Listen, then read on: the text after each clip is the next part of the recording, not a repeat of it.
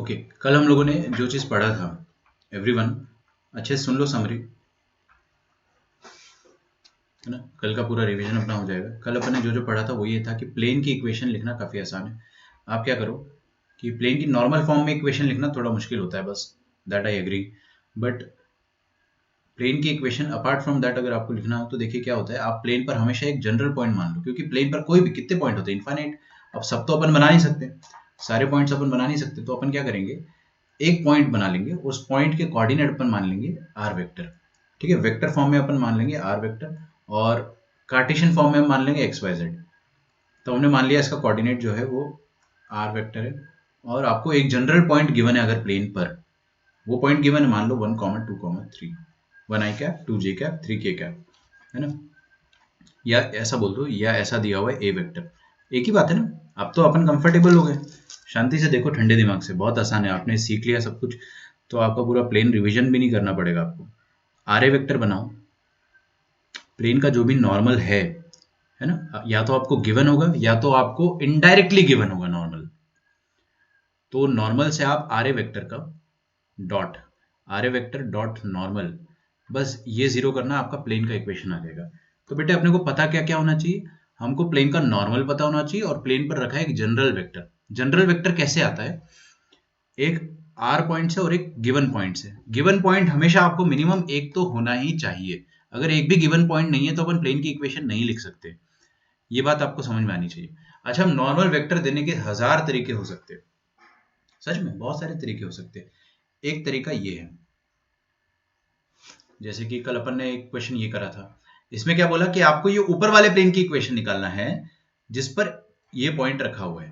तो हमने बोला ठीक है, आप ये आर ए वेक्टर निकाल लो और एक नॉर्मल वेक्टर ले आओ। अब नॉर्मल वेक्टर उसने डायरेक्टली नहीं दिया, उसने क्या बोला कि ये वाला प्लेन जो है वो नीचे वाले प्लेन से पैरेलल है, and if two planes are parallel तो दोनों का नॉर्मल सेम हो जाएगा, जो इसके परपेंडिकुलर है वो इसके ऊपर वाले के परपेंडिकुलर भी होगा। तो हमने क्या बोल दिया कि इसका जो भी नॉर्मल था उसको चुरा लिया, उसको ऊपर यूज कर लिया अपन ने, और आर ए डॉट एन करा, देखो ना आर ए लिखा मैंने, R minus A dot N करा, जीरो आ गया। ये वेक्टर फॉर्म में था और ये कार्टेशियन फॉर्म में ये इक्वेशन आती है। फिर कल मैंने आपको एक चीज और पढ़ाई थी, देखो इधर हर कोई, जो कार्टेशियन फॉर्म में इक्वेशन होती है प्लेन की, कार्टेशियन फॉर्म में इक्वेशन जो होती है, मान लो वो a x plus b y plus c z plus d form में है, ये प्लेन की इक्वेशन है। Any linear equation in x y z is plane की इक्वेशन। इसके जो कोएफिशिएंट्स होते हैं ना, ये ए बी सी, ये कोफिशिएंट्स जो होते हैं वो प्लेन का नॉर्मल वेक्टर होता है, मतलब ये प्लेन रहा होगा अगर, तो इसका नॉर्मल जो होगा उसके direction ratios a b c, मतलब a i cap, b j cap और c k cap. A i cap plus b j cap plus c k cap, ये इसके नॉर्मल वेक्टर हो जाएंगे, किसके, इस प्लेन के। ओके, तो आपको अगर मैं, जैसे समरी मैंने आपको फर्स्ट ये बताया, सेकंड समरी कल की एक ये हो जाएगी कि मान लो आपको प्लेन की इक्वेशन ऐसे गिवन है। ठीक है, प्लेन की इक्वेशन गिवन है आपको 3x plus 4y plus 6z, sorry plus 6z plus 11 is equal to 0। तो ये प्लेन का नॉर्मल वेक्टर बता दो क्या आ जाएगा। प्लेन का नॉर्मल वेक्टर चुटकियों में बता दोगे आप, x का कोफिशिएंट आई कैप। ये ट्रिक होता है एक तरीके से जानने का, है ना। ये एक ट्रिक होता है कि अपन ने इसको ऑब्जर्व कर लिया है, अपन इसको अप्लाई करेंगे। 4j कैप, 6k कैप, ये हो गया नॉर्मल, खत्म। आप प्लेन देखकर नॉर्मल हमेशा बता पाएंगे। ओके, चलिए तो एक और क्वेश्चन करेंगे एकदम similar to what we have done, what we did yesterday.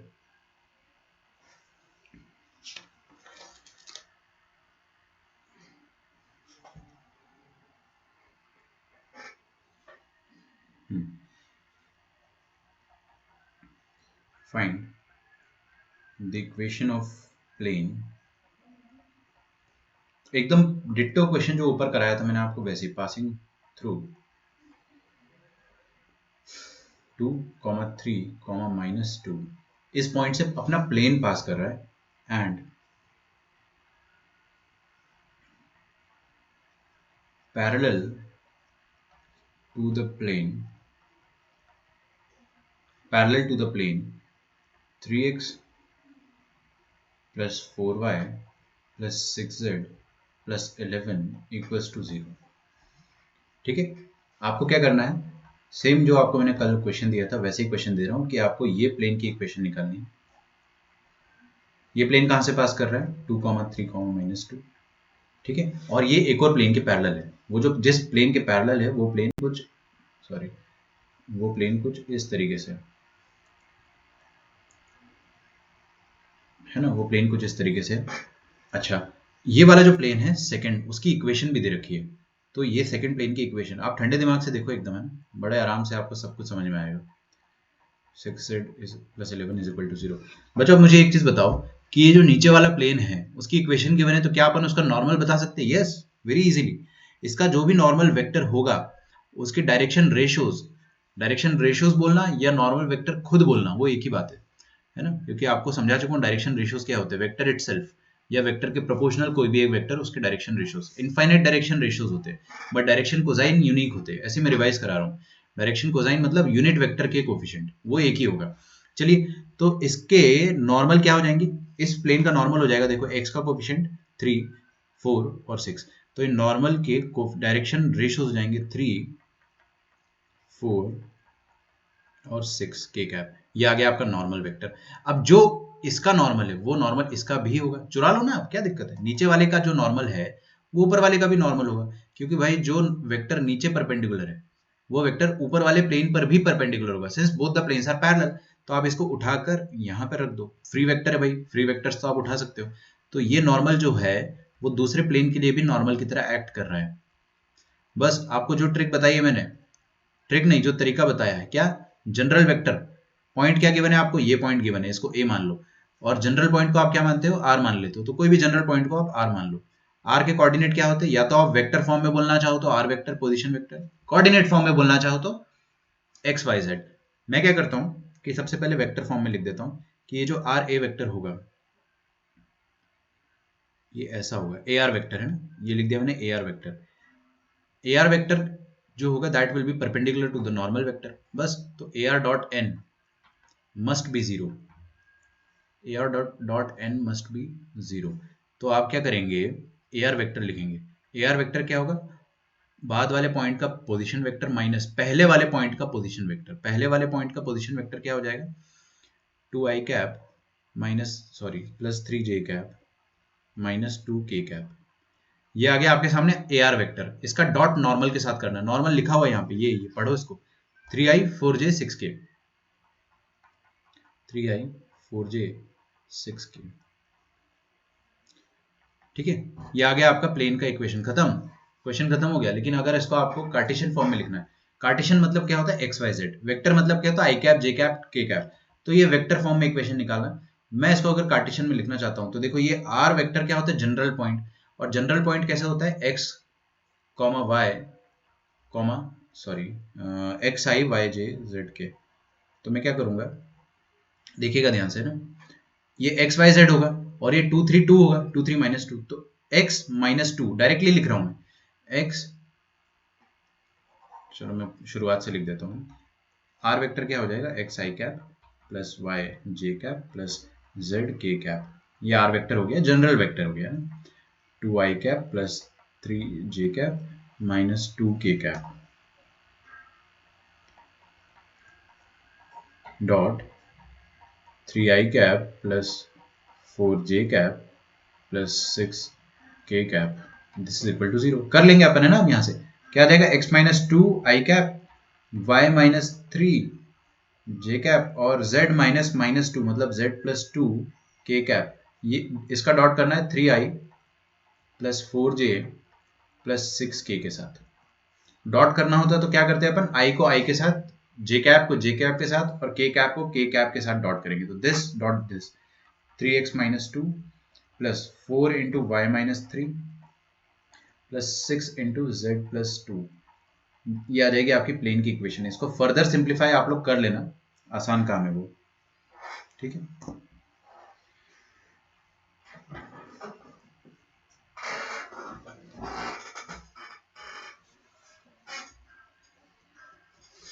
लिखो यहां तक।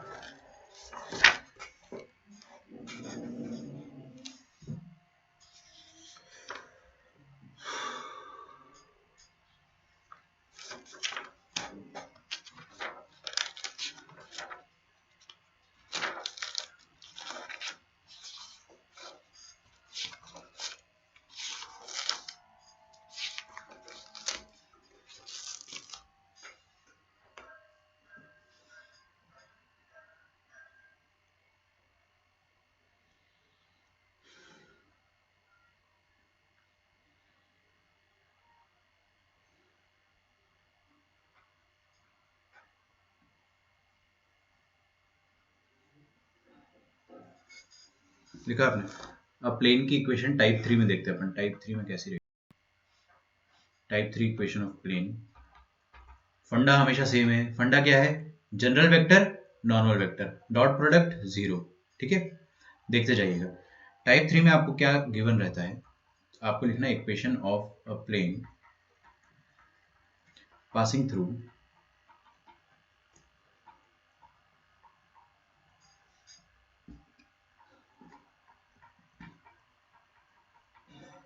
Three non collinear points.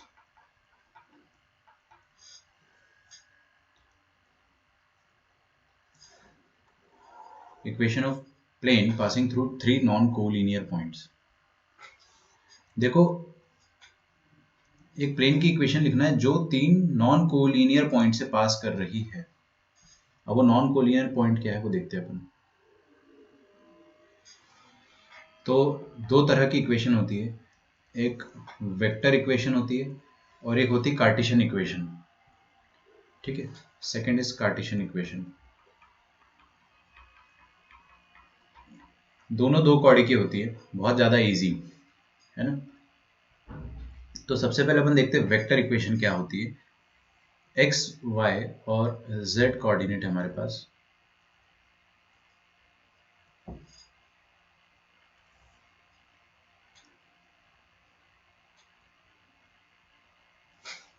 X Y और जेड ऊपर आ जाएगा ना। चलो ऐसे बनाता हूँ आज मैं ना, मतलब ये x क्रॉस y, जब अपन करेंगे x पे हाथ रखेंगे, y को ऐसे करेंगे तो z ऊपर आना चाहिए। कोई फर्क नहीं पड़ता है ना, आप ऐसे बनाते अगर x y तो क्या आता है x क्रॉस y z बाहर, वो भी सही रहता। ऐसे मेरा मूड कर गया इस बार थोड़ा डिफरेंट बनाने का, कोई खास वजह नहीं है। मान लो एक प्लेन है,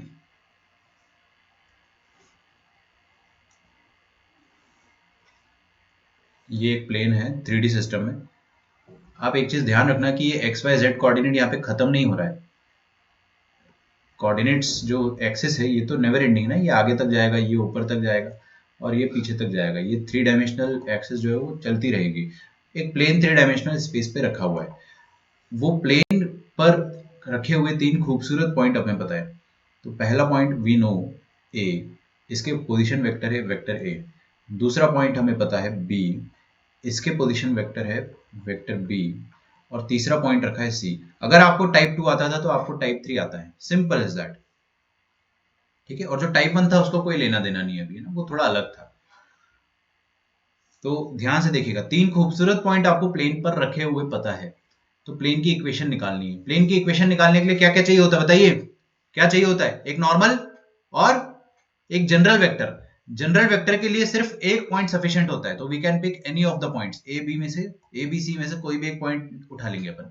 ठीक है, तो मैंने क्या करा, प्लेन पर रखा हुआ एक जनरल पॉइंट अज्यूम करा जिसका कोऑर्डिनेट है आर वेक्टर, है ना। और मैंने आर ए वेक्टर बनाया। ठीक है, आर ए वेक्टर बनाया इस तरीके से। ये जनरल वेक्टर हो गया। इसका डॉट प्रोडक्ट आपको किसी नॉर्मल वेक्टर के साथ करना है। नॉर्मल वेक्टर कैसे निकालेंगे बताइए?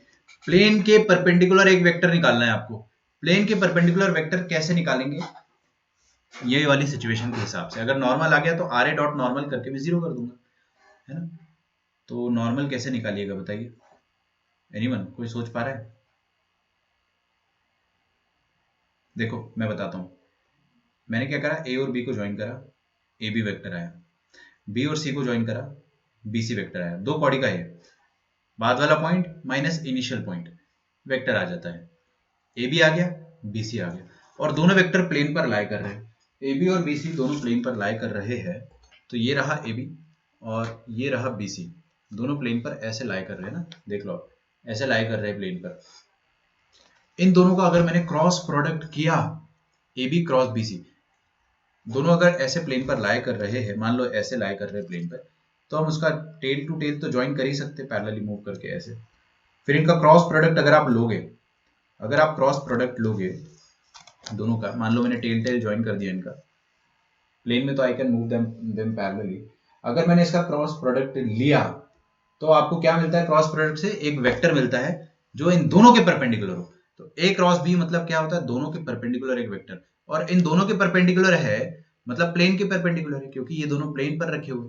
तो इन दोनों के परपेंडिकुलर मतलब प्लेन के परपेंडिकुलर वेक्टर आपको मिल जाएगा। समझ में आ रहा है? तो जब भी आपको ये टाइप 3 में गिवन है कि 3 पॉइंट से कितने वेक्टर बनते हैं, 2 वेक्टर, और दोनों वेक्टर का क्रॉस प्रोडक्ट किया तो आपको नॉर्मल वेक्टर मिल जाएगा। तो नॉर्मल वेक्टर यहाँ पे दिया नहीं होता है, अपने को निकालना होता है। यहाँ पे नॉर्मल वेक्टर कैसे निकालेंगे? नॉर्मल वेक्टर आप निकालोगे A B vector cross B C vector, ठीक है, नॉर्मल आ जाएगा। और एक बार नॉर्मल आ गया तो आपको करना क्या होता है, वही type 2 R A dot N zero, खत्म।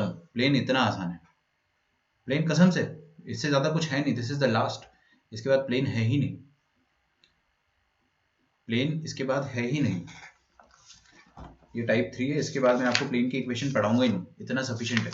एक और प्लेन की इक्वेशन मैं आपको पढ़ाऊंगा, बट वो अलग है, वो पैरामीट्रिक है, वो अपन पढ़ लेंगे, वो और आसान है, वो डिफरेंट है थोड़ा। बट यहां से अपना काम हो गया। देखिए ए बी वेक्टर कैसे लिखेंगे अपन। ए बी वेक्टर में लिखूंगा, बाद वाला पॉइंट क्या है, बी, उसका पोजीशन वेक्टर बी वेक्टर, पहले वाला पॉइंट क्या है, ए का पोजीशन वेक्टर ए वेक्टर, तो ये आ गया ए बी वेक्टर। इसका क्रॉस करना है आपको किसके साथ, बीसी के साथ। बीसी कैसे लिखेंगे, सी माइनस बी, ठीक है, तो ये आ जाएगा आपके साथ सामने नॉर्मल वेक्टर। अब जनरल वेक्टर क्या हो जाएगा, ए आर, इसका डॉट नॉर्मल के साथ करेंगे तो वो जीरो आएगा। समझ गए? ये तो वही है जो टाइप 2 में करते आ रहे थे अपन। बस ये फंडा, ये वाला फंडा जिसने समझ लिया ना, वो प्लेन का क्वेश्चन कभी गलत कर ही नहीं सकता है। मतलब इसका क्वेश्चन गलत करना बहुत मुश्किल होता है, सही करना बहुत आसान है। ए आर डॉट एन करा अपन ने, जीरो आ गया। अच्छा, ठीक है, जीरो आया। अब ए आर वेक्टर क्या है, ए आर वेक्टर मतलब ये हो गया बाद वाला पॉइंट माइनस पहले वाला पॉइंट। ए आर में बाद कौन है, आर, पहले कौन है, ए, तो R minus A dot normal. Normal क्या है, वो ऊपर लिखा, देखो देखो ऊपर लिखा हुआ है, B minus A cross C minus B is equal to zero. दिखने में मुश्किल है, ये जो इक्वेशन आ रही ना, ये दिखने में आसान नहीं है। मैंने माना ये कुछ उटपटांग सी इक्वेशन दिख रही है, आपको लग रहा है कि याद तो कर ही नहीं सकते। याद करने को बोला मैंने, मत याद, मेरे को खुद याद नहीं रहती यार, आप क्या याद रखोगे। मेरे को हमेशा सिर्फ ये याद रहता है, मजाक नहीं कर रहा हूं मैं। मेरे को सिर्फ ए आर डॉट एन याद होता है। मैं किसी भी तरह बस नॉर्मल ले आऊं और एक जनरल वेक्टर ले आऊं, डॉट करके जीरो कर देता हूँ, एकदम गरीब इंसान के जैसे, और कुछ याद नहीं होता मुझे। ये तो मैंने लिखवा दिया आपको कि कॉपी में लिखा होना चाहिए, है ना। अच्छा, लिख डालो यहां तक आप। ये क्या हो गया आपके सामने, equation of plane in vector form passing through three non-collinear points, passing through three non-collinear points।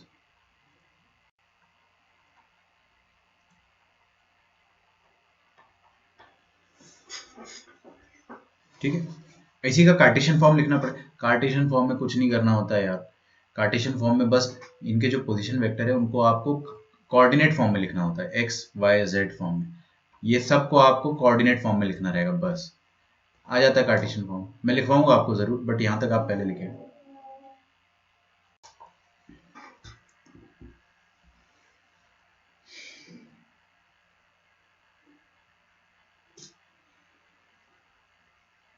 तो आपको क्या आना चाहिए इसमें, थोड़ा सा क्रॉस प्रोडक्ट आना चाहिए, है ना। चलिए, कार्टेशियन फॉर्म में अपने को क्या करना होता है, लेट अस सी। कार्टेशियन फॉर्म में ये जो इक्वेशन है ना, ये वाली जो इक्वेशन, इसको मैं छाप के नीचे लिख देता हूँ पहले, रोने मत लग जाना, क्योंकि अपन ने सीख लिया वहां तक लिखेंगे कैसे।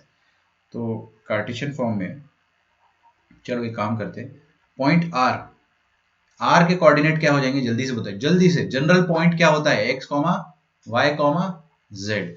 पॉइंट ए के कोऑर्डिनेट क्या हो जाएंगे, पॉइंट ए के कोऑर्डिनेट हो जाएंगे ए वन कॉमा ए टू कॉमा ए थ्री। गिवन रहेगा आपको, कुछ प्यारा सा नंबर रहेगा, 1,5,3 ऐसा। बी के कोऑर्डिनेट आपको गिवन रहेंगे। ये गिवन नहीं था, ये तो जनरल पॉइंट है यार, है ना, 1000 बार समझा चुका हूं मैं, आप समझ जाओ। बी पॉइंट भी गिवन है आपको, क्या, B1,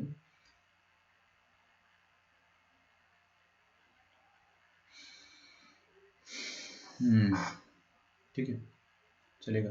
थोड़ा सा एनसीईआरटी में अलग नोटेशन में दिया होता है, बट अपने को उससे कुछ लेना देना नहीं है। मुझे एकदम से याद आया, उसमें x1 x2 x3 दिया होता है, x1 y1 z1, x2 y2 z2 और x3 y3 z3। कुछ फर्क नहीं पड़ेगा उससे ना, बस आपको थोड़ी सी इक्वेशन अलग दिखेगी वहाँ पे। और HSC में भी x1 x2 x3 दिया हुआ है, तो वही मेरे को याद आया कि अब अपन लेट हो गए काफ़ी, हमने A1 A2 A3 लिख दिया, कोई बात नहीं, जो लॉजिक है वो तो वही रहेगा। तो ये आ गए आपके तीनों पॉइंट्स, ठीक है। क्या होगा ना, आप जब थोड़े से बड़े हो जाओगे तो आपको एक चीज़ पढ़ाई जाएगी, स्केलर ट्रिपल प्रोडक्ट। अभी नहीं, जब आप थोड़े से बड़े हो जाओगे, जब आप बड़े हो जाओगे ना, मैं आपको याद दिलाऊंगा कि ये बड़े होने की बात कर रहा था। अब देखिए, आपको सबसे पहले क्या करना है, ये वाला जो है आर ए वेक्टर, इसको कॉपी कर लेता हूँ मैं। आप लोग तो छाप सकते हो, लेकिन मेरे पास कॉपी करने के अलावा कोई ऑप्शन नहीं है, तो आई विल जस्ट कॉपी। और ये वाली जो इक्वेशन है,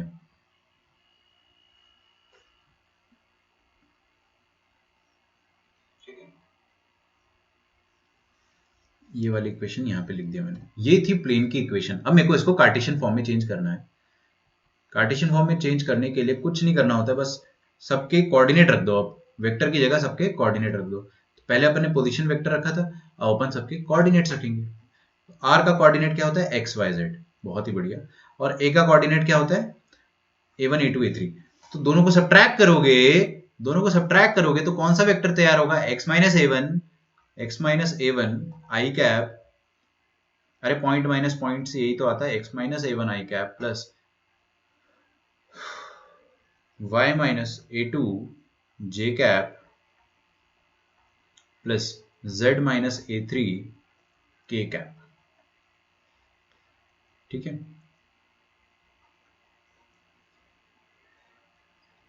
डॉट, इस वेक्टर का डॉट आपको करना है इन दोनों के क्रॉस के साथ। मेरी बात समझो बच्चों, ये डॉट प्रोडक्ट है और वो क्रॉस प्रोडक्ट है। जब दो वेक्टर्स का क्रॉस प्रोडक्ट होता है तो आपको बदले में क्या मिलता है, नहीं सुन नहीं रहे हो आप लोग। दो वेक्टर्स का जब क्रॉस प्रोडक्ट होता है, इसका और इसका क्रॉस होगा, तो आपको एक तीसरा वेक्टर मिलेगा जो कि उन दोनों के परपेंडिकुलर है।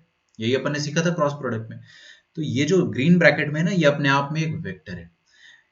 आएगा, अपन क्वेश्चन करेंगे तो समझ में आ जाएगा, ये वेक्टर है और इस वेक्टर का इसके साथ अब डॉट लेना है। तो पहले क्रॉस करेंगे फिर डॉट करेंगे, है ना। अच्छा, तो ये b माइनस ए को आप लिखना चाहे, अगर b माइनस ए को आप लिखना चाहे तो कैसे लिखेंगे, let us try. b minus a को अपन लिखेंगे b के कोऑर्डिनेट माइनस ए के कोऑर्डिनेट, तो b का x कोऑर्डिनेट a का x कोऑर्डिनेट सब्ट्रैक्ट करेंगे आई कैप, प्लस b का y कोऑर्डिनेट a का y कोऑर्डिनेट सब्ट्रैक्ट करेंगे j कैप। बस लिख के रख लो फॉर्मेलिटी के लिए, मैं आपको क्वेश्चन सॉल्व करते वक्त बता दूंगा कि कैसे आसानी से करना है। b3 minus a3 k cap, है ना, ये दिखने में बड़ा दिखता है बस। क्रॉस, इसका क्रॉस करना है आपको किसके साथ, c माइनस बी। अच्छा, c क्या है देखते हैं, c1 माइनस b1, है ना। c माइनस बी मतलब c1 minus b1, c2 minus b2, c3 minus b3। तो c1 minus b1 i cap plus c2 minus b2 j cap plus c3 minus b3 k cap.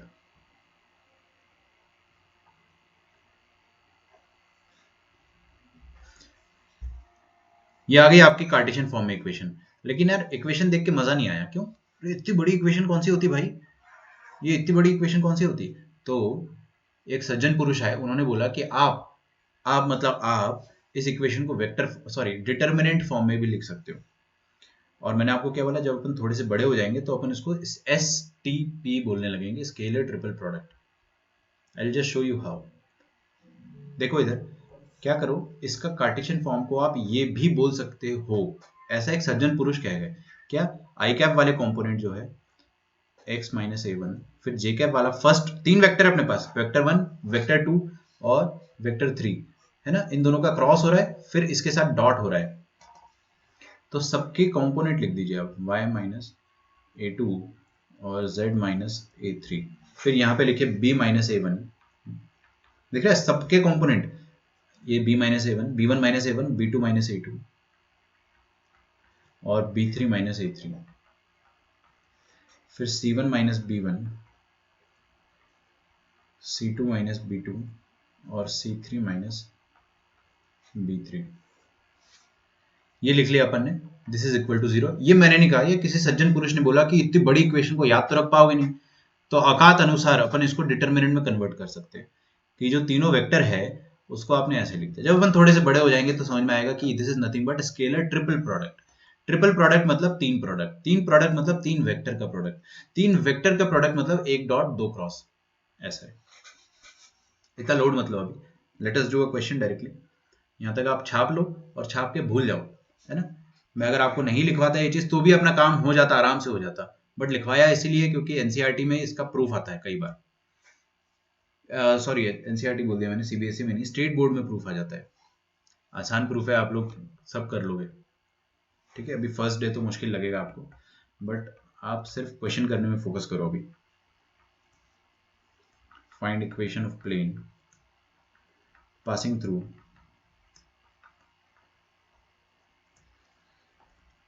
a 2, 2, 1 and b 1, -2, +3।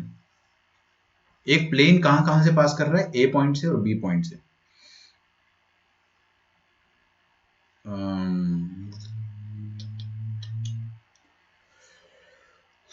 ये तो आसान हो गया काफी, है ना।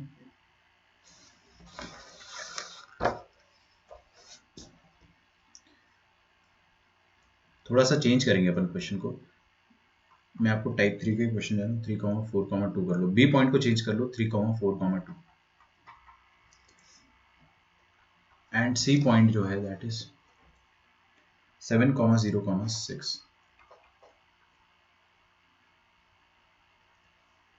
Find the equation of plane passing through a b and c. तीनों दिए हुए आपको ए बी सी पॉइंट।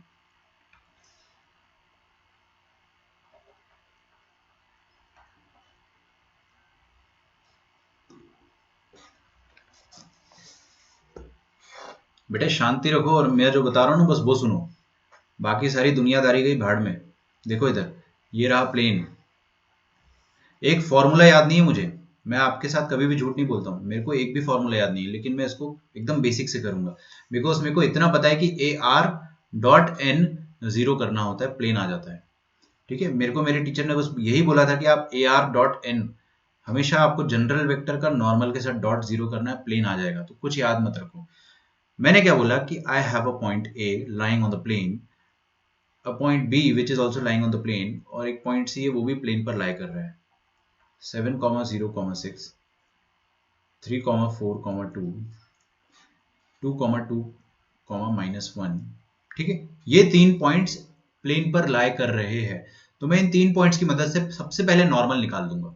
कैसे? I will just join these 3 points. मैंने क्या करा, ए बी को ज्वाइन करा, बी सी को ज्वाइन करा, इन दोनों का क्रॉस करा। तो सबसे पहले आप क्या करेंगे, नॉर्मल निकालने के लिए ए बी क्रॉस, देखिए नॉर्मल वेक्टर कैसे आएगा, प्लेन पर रखे हुए दो वेक्टर है आपके पास, एक है ए बी, ये रहा, है ना। आई होप आपको थोड़ा बहुत दिख रहा होगा, ये रखा ए बी, और एक रहा बी सी, ये दोनों वेक्टर है, ठीक है। इन दोनों वेक्टर्स का क्रॉस प्रोडक्ट निकालना है, तो कोई बात नहीं, आप इसको टेल टू टेल मिलाना चाहते हो ना, तो इसको मैंने पैरेलली ऐसे शिफ्ट कर दिया। Now it is looking like this. इनका क्रॉस निकालोगे तो आपको एक तीसरा वेक्टर मिलेगा जो कि ये रहा, ए क्रॉस भी आएगा प्लेन के परपेंडिकुलर। प्लेन के परपेंडिकुलर मतलब प्लेन का नॉर्मल। जरूरी नहीं है कि नॉर्मल यूनिट वेक्टर होना चाहिए, नॉर्मल मतलब कोई भी normal, any vector perpendicular to the plane अपने को मिल जाए तो काम हो जाएगा। तो मैं इन दोनों का क्रॉस प्रोडक्ट करूंगा। हाँ, क्रॉस प्रोडक्ट करना मुझे आना चाहिए, तो मैंने आपको सिखाया था क्रॉस, वो अपन अप्लाई करेंगे, डोंट वरी। ये ए बी लिखा, इसका क्रॉस कर देंगे अपन बी सी के साथ। तो ए बी वेक्टर लिख के बताइए पहले मुझे आप। ए बी वेक्टर मतलब देखो इधर बाद वाला पॉइंट माइनस पहले वाला point, X X Y Y Z Z अलग अलग करना है। तो 3 - 2 आई कैप, 3 - 2 मतलब 1 i cap, plus 4 - 2 2 J cap, और 2 - -1 3 के कैप। ये आ गया आपके सामने ए बी वेक्टर। इसका क्रॉस आपको करना है B C vector. B C vector लिखो 7 - 3 आई कैप, 0 - 4 जे कैप, 6 - 4 के कैप। लिख लोगे? तो चलो लिखते हैं। 7 - 3 कितना हो गया, 4, 4 आई कैप। लिखिए 7 - 3 4 आई कैप, और ये 0 - 4 -4 जे कैप, और 6 - 2 4 के कैप। इन दोनों को क्रॉस करना है। क्रॉस करना अपने को आता था, पहले मैं क्रॉस निकाल के फ्री हो जाता हूँ, है ना। देखो क्रॉस कैसे करते हैं, हर कोई लिखना छोड़ दो। दो वेक्टर्स का क्रॉस करना है अगर आपको, तो आपको सिखाया था मैंने डिटर्मिनेंट से करो हमेशा, है ना। कशिश ने पूछा था कि डायरेक्ट नहीं कर सकते क्या, तो मैंने बोला था नहीं करना, कर सकते हो बट मत करना, बहुत टाइम लगेगा। देखो कैसे करेंगे, पहले कॉलम में हमेशा हमेशा हमेशा आई कैप, जे कैप और के कैप होगा ही होगा।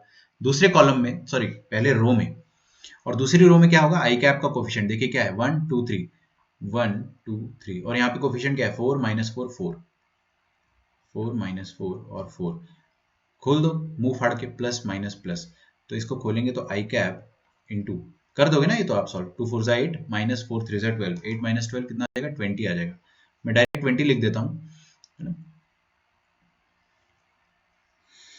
माइनस जे कैप इंटू, जे कैप इंटू करेंगे अपन अगर, तो देखिए क्या आ जाएगा, 1 इंटू 4 4, -4 इंटू 3 12, 4 -12 कितना, -8 आ जाएगा, है ना। तो लिखेंगे माइनस जे कैप इंटू -8, 4 3 जा 12, 1 4 जा 4, 4 -12 -8, -8 जे कैप। ये नॉर्मल आ रहा है अपने पास।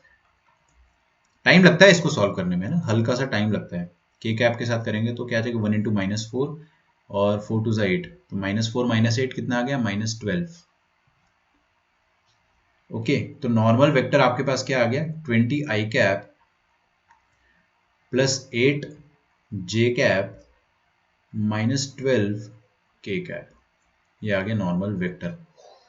अच्छा, आप नॉर्मल वेक्टर सुनो मेरी बात, कोई भी एक बच्चा मुझे बताइए कि ये नॉर्मल वेक्टर है, ये प्लेन के परपेंडिकुलर एक नॉर्मल वेक्टर है, मान लो ये आगे नॉर्मल वेक्टर, ठीक है। मैं जो पूछूंगा, अभी पूछा नहीं मैंने, ये आगे नॉर्मल वेक्टर, अगर मैं इस वेक्टर का हाफ कर दिया, तो क्या मैं उसको भी नॉर्मल की तरह ट्रीट कर सकता हूँ। मान लो इसका मैंने हाफ कर दिया, अगर 10 आई कैप 4 जे कैप और 6 के कैप, मान लो मैंने 4 टाइम्स कर दिया, 1/4 कर दिया इसमें, तो वो भी नॉर्मल होगा क्या, 4 5 20, 4 2 8, 4 3 12, 4 आई कैप प्लस 2 जे कैप -3 के कैप, क्या ये भी नॉर्मल होगा, यस। क्योंकि हाफ करना मतलब आप स्केलर टाइम्स मल्टीप्लाई कर रहे हो, स्केलर टाइम मल्टीप्लाई कर रहे हो मतलब आप इसका पैरेलल वेक्टर देख रहे हो। अब भाई इसका पैरेलल वेक्टर जो भी आएगा, मतलब इसका आपने 1/4 ले लिया, ये इत्तू सा जो वेक्टर है, this is still perpendicular to the plane, तो ये प्लेन के जब तक परपेंडिकुलर तब तक नॉर्मल है।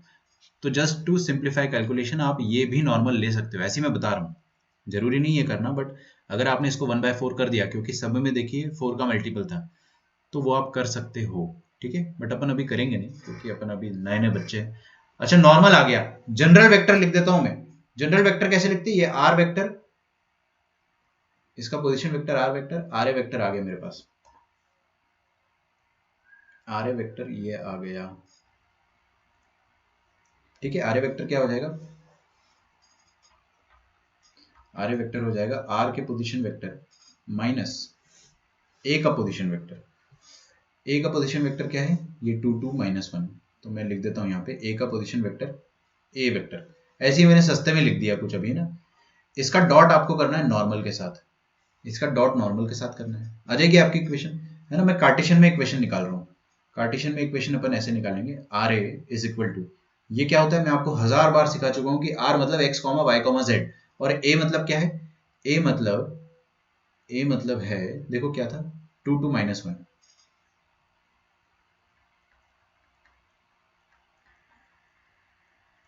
ओके। तो x -2 कितना हो जाएगा, x -2 आई कैप। अभी ये x माइनस, रुक जाओ यार, आप लोग है ना, एक तो कंफ्यूज हो जाओगे जरा से में। r को लिख देंगे अपन x आई cap plus Y J cap plus z के कैप, और इसको लिख देंगे अपन 2 i cap plus 2 J cap -1 के कैप, और n तो अपने पास है, तो उसको अपन लास्ट में देखेंगे, लास्ट में टैकल करेंगे। तो x -2 i cap, y -2 J cap, और z -1 के कैप, और नॉर्मल वेक्टर क्या आ जाएगा, 20 आई कैप प्लस 8 जे कैप -12 के कैप, ये आ गया नॉर्मल वेक्टर। इन दोनों का डॉट कर दो, जीरो आना चाहिए दोनों का डॉट, ठीक है। R A dot N, R A dot N must be zero, वही किया मैंने यहाँ पे RA डॉट n करा। डॉट में आप n पहले लिखो या बाद में लिखो फर्क नहीं पड़ता है, लेकिन अब क्रॉस में पहले बाद में फर्क पड़ता है। डॉट कर लोगे पक्का? देखो कैसे करेंगे, 20 into x minus two, 8 into y minus two, minus 12 into z plus one. लिखो minus 12 into z plus one, this is equal to 0। ये आ जाएगी आपके सामने प्लेन की इक्वेशन। इसको आप खोल के सिंप्लीफाई कर लेना। अगर आप सिंप्लीफाई करोगे तो देखो क्या आ जाएगा, 20। अच्छा एक बात सुनो मेरी, एक बात सुनो, यहाँ से आप 4 कॉमन ले सकते हो तीनों से। तीनों से 4 कॉमन ले लोगे तो क्या आ जाएगा, 4 बाहर आ जाएगा। 5x minus two plus 2y minus two minus 3 z plus one, this is equal to 0। ठीक है, अब ये 4 क्रॉस मल्टीप्लाई कर दो, इधर 0 हो जाएगा, या 4 से डिवाइड कर दो दोनों तरफ। तो आपके सामने फाइनल इक्वेशन जो आएगी वो आएगी 5x 2y 3z, 5 into minus two minus 10, 2 into minus two minus 4 और माइनस 3 इंटू वन माइनस 3। ठीक है, तो final equation of plane will be 5x plus 2y minus 3z minus 17 equals to 0. This is the final equation of the plane in Cartesian form. Most of the times आपसे Cartesian form में ही पूछा जाएगा। Question लेंदी होता है, बस लंबा होता है क्वेश्चन, लेकिन आसान होता है।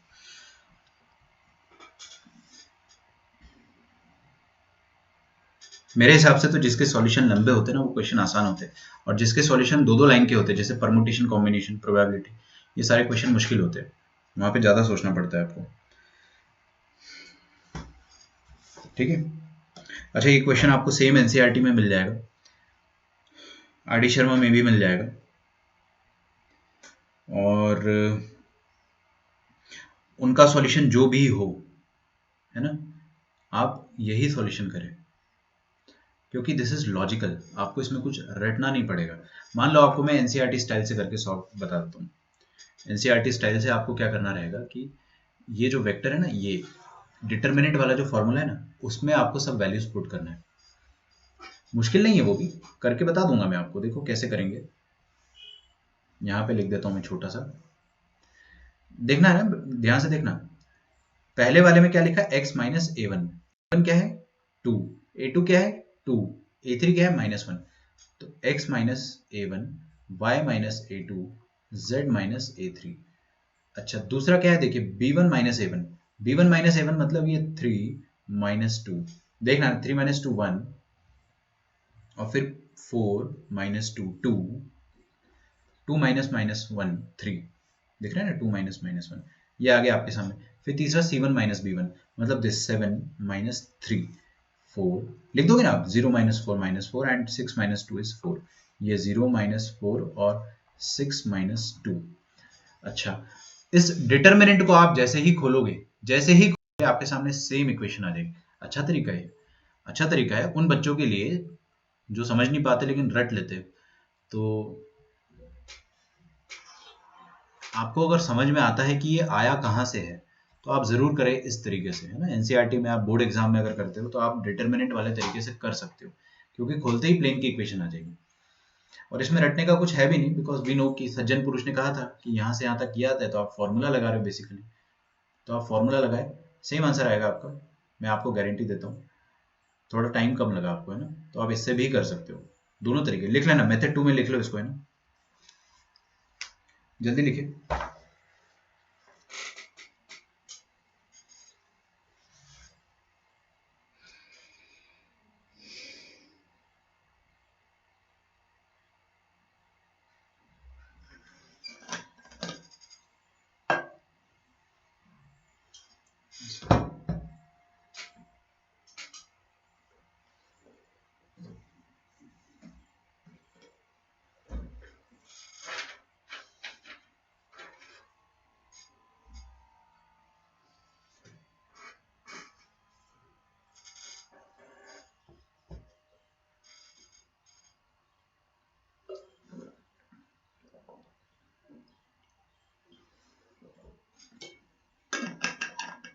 चलिए आगे बढ़ते हैं।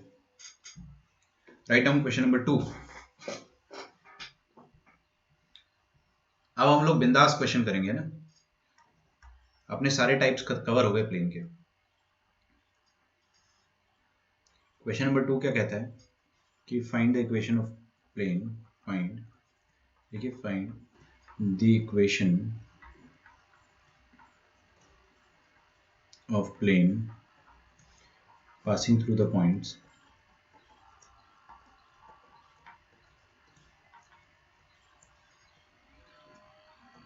passing through the points 1 1 0, ये पॉइंट P है और पॉइंट Q है 1 2 1 एंड पॉइंट R -2 -1। आज का होमवर्क आपका बहुत इंपॉर्टेंट है।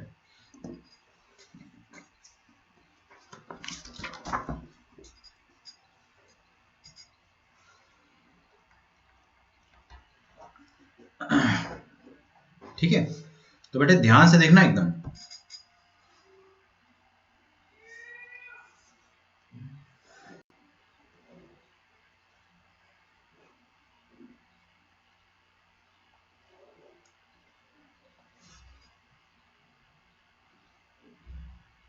Find the equation of plane passing through these 3 points. सबसे पहले मैं आपको इसको है ना एनसीईआरटी या एचएससी वाले तरीके से करके बताता हूँ, फिर मैं आपको अपने तरीके से करके बताऊंगा। सबसे पहले आप क्या कर सकते हो कि डिटर्मिनेंट में, है ना, डिटर्मिनेंट में आप x माइनस x1 आप इसको मान लो 1 को, x2 इसको, x3 इसको, तो x minus a1, y minus a2 और z माइनस a3। फिर देखिए इधर है ना, ध्यान से देखना वरना उड़ जाएगा। देखो ये 1 minus 1 a2 minus b2 minus a2, b1 minus a1, b2 minus a2, b3 minus b3, b3 minus a3, तो 1 माइनस 1 0, 2 माइनस 1 1 और 1 माइनस 0 इज 1। आगे फिर ये -2 -1 -3, 2 माइनस 2 0 और -1 -2। खत्म, ये आपकी प्लेन की इक्वेशन है। खोल दो इसको, आज मैं इसको ओपन करके बताता हूँ। तो हम लोग किसके अबाउट खोले बताइए, जो मर्जी है। मैं इसके अबाउट खोल देता हूँ ना, या आपको कॉलम 1 के अबाउट खोलना, कॉलम 1 के अबाउट खोल दो, कोई फर्क नहीं पड़ेगा। चलिए तो मैंने इसको खोला, तो x माइनस 1 इंटू क्या आएगा, 1 इंटू -2, देखना ध्यान से, -0, ठीक है, प्लस प्लस नहीं आएगा भाई, माइनस आएगा, क्योंकि ऊपर माइनस लगा हुआ है ना, दिख नहीं रहा।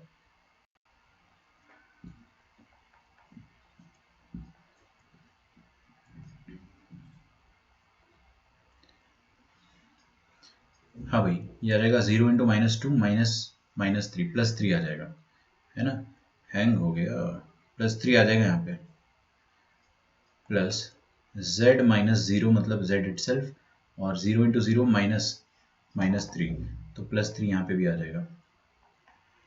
ये आ गया आपकी प्लेन की इक्वेशन। इसको आप लिख डालो, तो -2 इंटू, खोल दूं मैं इसको, चलिए, -2 इंटू एक्स, फिर 3 इंटू -y, फिर 3 इंटू जेड। अब कॉन्स्टेंट्स देखते हैं, -1 -2 +2, -1 इंटू +3 -3, और बाहर का माइनस +3 कर देगा, और बस that's it, this is the equation of plane. आप बिल्कुल ऐसे कर सकते हो, और मैं आपको सजेस्ट भी करूंगा आप ऐसे करें, लेकिन आपको लंबा तरीका समझ में आना चाहिए। +5 is equal to 0, this is going to be the equation of plane. कुछ भी रटे मत, है ना, कुछ भी आप ना रटे।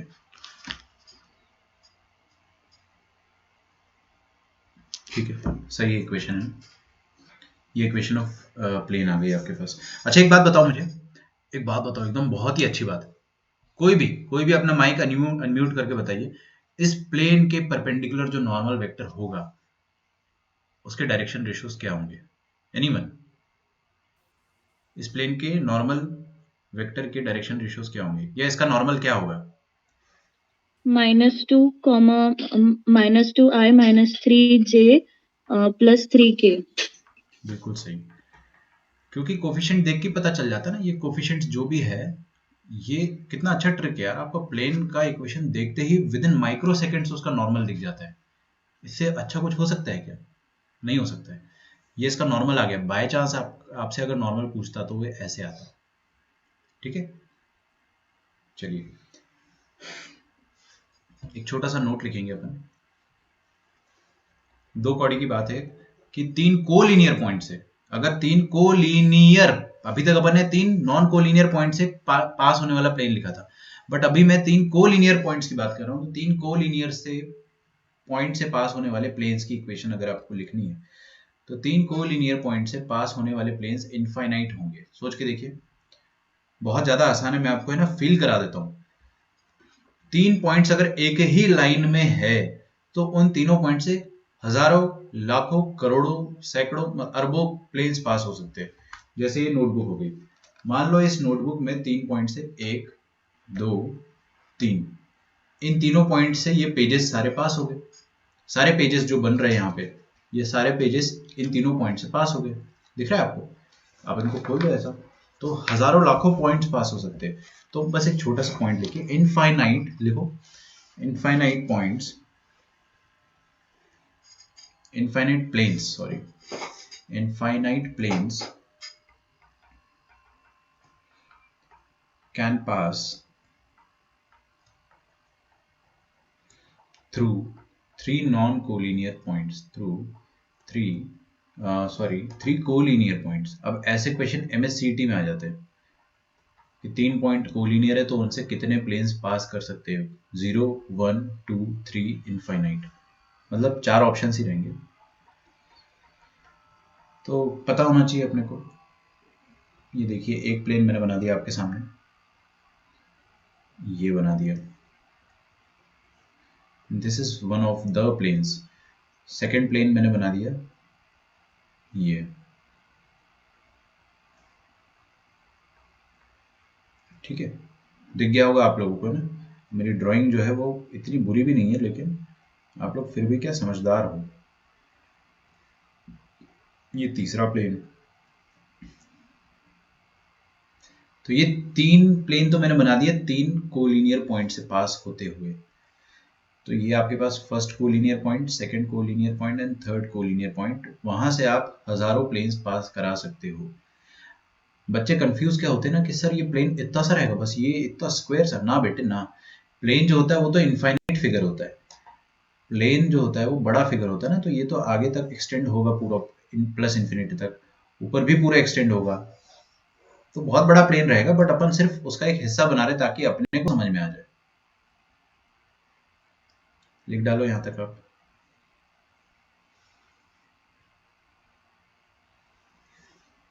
हाँ जी, अब अपन क्वेश्चन लिखेंगे। अब मैं आपको रैंडम क्वेश्चन कराऊंगा जिसमें कोई टाइप 1 नहीं, कोई टाइप 2 नहीं, कोई टाइप 3 नहीं।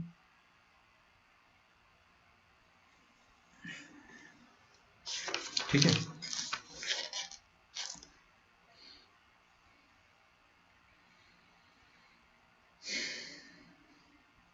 एक काम करते हैं, क्वेश्चंस करते हैं अपन सॉल्व ना। तो पहला क्वेश्चन ये रहा, find equation of plane passing through point A 2, 2, 1, point B 1, -2, +3, ये दोनों पॉइंट से पास कर रहा है। तीन नहीं दिया आपको इस बार आपको दो ही पॉइंट दिए। And perpendicular to the plane, perpendicular to the plane x -2y plus 3z is equal to 0। अब ये काय का टाइप है, कुछ टाइप वाइप नहीं है, ये आपको रैंडम क्वेश्चन बना के दे दिया उसने। अगर आपको फंडा पता है कि जनरल वेक्टर डॉट नॉर्मल, आपको प्लेन का इक्वेशन निकालना है तो उसका नॉर्मल पता होना चाहिए, और उसका एक जनरल वेक्टर उस प्लेन पर जो रखा हुआ है ऐसे, वो पता होना चाहिए। डॉट कर देंगे 0 आ जाएगा। इसलिए मैं कभी भी फॉर्मूले नहीं रटवाता हूँ। अब वो तीन पॉइंट वाले में डिटर्मिनेंट का फॉर्मूला अपन ने रट लिया क्योंकि बोर्ड्स में वो काम आएगा, बट लॉजिक अपन ने उसका पूरा सॉल्व किया था आखिरी तक, है ना। So will do the same here. What I am telling you is we have a plane like this. Let us say ये अपने पास एक प्लेन है, इसकी इक्वेशन निकालनी है हमें। क्या करना है, इसकी इक्वेशन निकालनी है ना।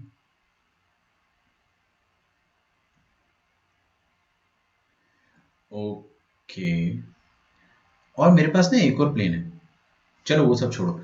ये प्लेन वन जो है, इस पर दो पॉइंट रखे हुए, ऐसा क्वेश्चन वाला कह रहा है, तो अपन समझने की कोशिश करते हैं।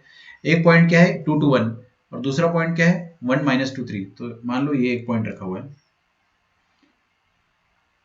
2 2 1, और दूसरा पॉइंट जो रखा हुआ है that is late us say ये वाला पॉइंट बी, 1 - 2 3। ठीक है, हाँ जी। अब अपन क्वेश्चन को आगे पढ़ते हैं। एक प्लेन है, उसकी इक्वेशन निकालनी है, इसकी इक्वेशन आपको निकालनी है, क्वेश्चन मार्क। अब ये वाला प्लेन जो है दूसरे प्लेन से परपेंडिकुलर है। ओ my God, now this is something tricky. तो वो क्या रहा है, हम लोग देखेंगे कि मान लो आपके पास ये प्लेन वन है और ये है प्लेन टू। ठीक है, तो प्लेन वन और प्लेन टू दोनों के परपेंडिकुलर है, मतलब ऐसे है। समझ में आ गया आपको? ये वाला प्लेन और ये वाला प्लेन दोनों आपस में परपेंडिकुलर है। ठीक है, and if they are perpendicular to each other, तो फोटो कैसे बनेगा पहले अपन वो देखते हैं। तो मैं फोटो बनाने की कोशिश करता हूँ, कोई भी हंसेगा नहीं ना, बहुत मार पड़ेगी। ये बना दिया मैंने फोटो।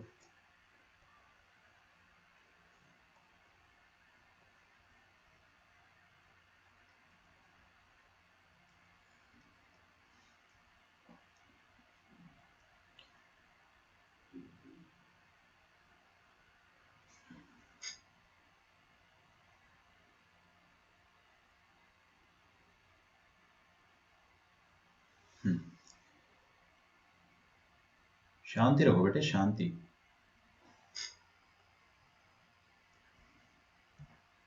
तो पहले अपन है ना क्वेश्चन को फील करेंगे कि चल क्या रहा है क्वेश्चन में। ये दोनों प्लेन्स परपेंडिकुलर है एक दूसरे से, दोनों प्लेन्स एक दूसरे से परपेंडिकुलर है। मैं इसको थोड़ा सा नजदीक कर देता हूँ ना, ताकि आप लोगों को फील आ जाए कि नहीं वाकई में परपेंडिकुलर, सर मजाक नहीं कर रहे हैं। और सर मजाक तो करते नहीं है कभी। तो आप मेरी बातों को ना सीरियसली लीजिए कि ये दोनों प्लेन्स जो है they are like this. Okay, they are perpendicular to each other, and if they are perpendicular to each other then we know the equation of this blue वाला plane। ये blue वाले plane की equation बताइए जल्दी से, क्या है, x minus 2y plus 3z is equal to 0। ठीक है, क्या कोई भी बच्चा मुझे इस ब्लू वाले प्लेन का नॉर्मल वेक्टर बता सकता है? एक सेकंड में बता दूंगा मैं, आधे सेकंड में। बताइए कौन बताएगा ब्लू वाले प्लेन का normal vector? I comma -2j plus 3k। बहुत ही बढ़िया बेटे, बहुत शानदार है ना। देखिए आई कैप माइनस टू जे कैप कैसे निकालते हैं अपन? कोएफिशिएंट से। यार इतनी शानदार ट्रिक है, बताइए ना। आप कोफिशिएंट्स लिखा हुआ और नॉर्मल आ गया, लाइफ में इससे अच्छा कुछ हो ही नहीं सकता। ये नॉर्मल आ गया अपने सामने। किस प्लेन का नॉर्मल आया? प्लेन टू का। तो मैं इसको है ना नॉर्मल कुछ नाम बोल देता हूँ, नॉर्मल वन कह देता हूँ, ताकि आप कंफ्यूज ना हो। ये इस वाले ब्लू वाले प्लेन का नॉर्मल है, अपने को व्हाइट वाले प्लेन का नॉर्मल चाहिए।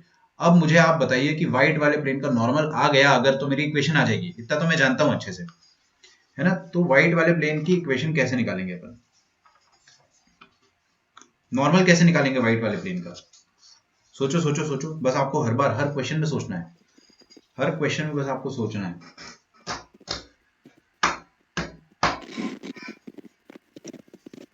एक हिंट देता हूं कि वेक्टर जो नॉर्मल वेक्टर है ना, उसको उठा के आप नीचे वाले प्लेन पे रख सकते हो। अरे भाई parallelly you can move it.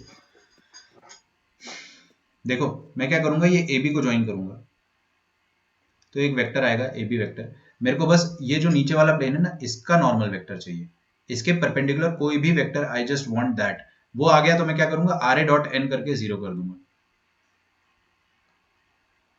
ठीक है, सोचेंगे सोचेंगे सोचेंगे।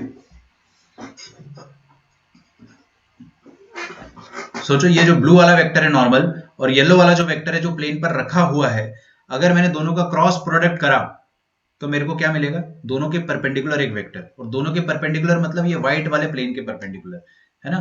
देखते हैं अपन फिर से, समझ में तो आया नहीं है? फिर से देखो, ये जो नॉर्मल वेक्टर है, इसको तो पहले आप पैरेलली मूव करके, पैरेलली मूव कर सकते हो अगर आप, तो इसको आप प्लेन पर गिरा दो।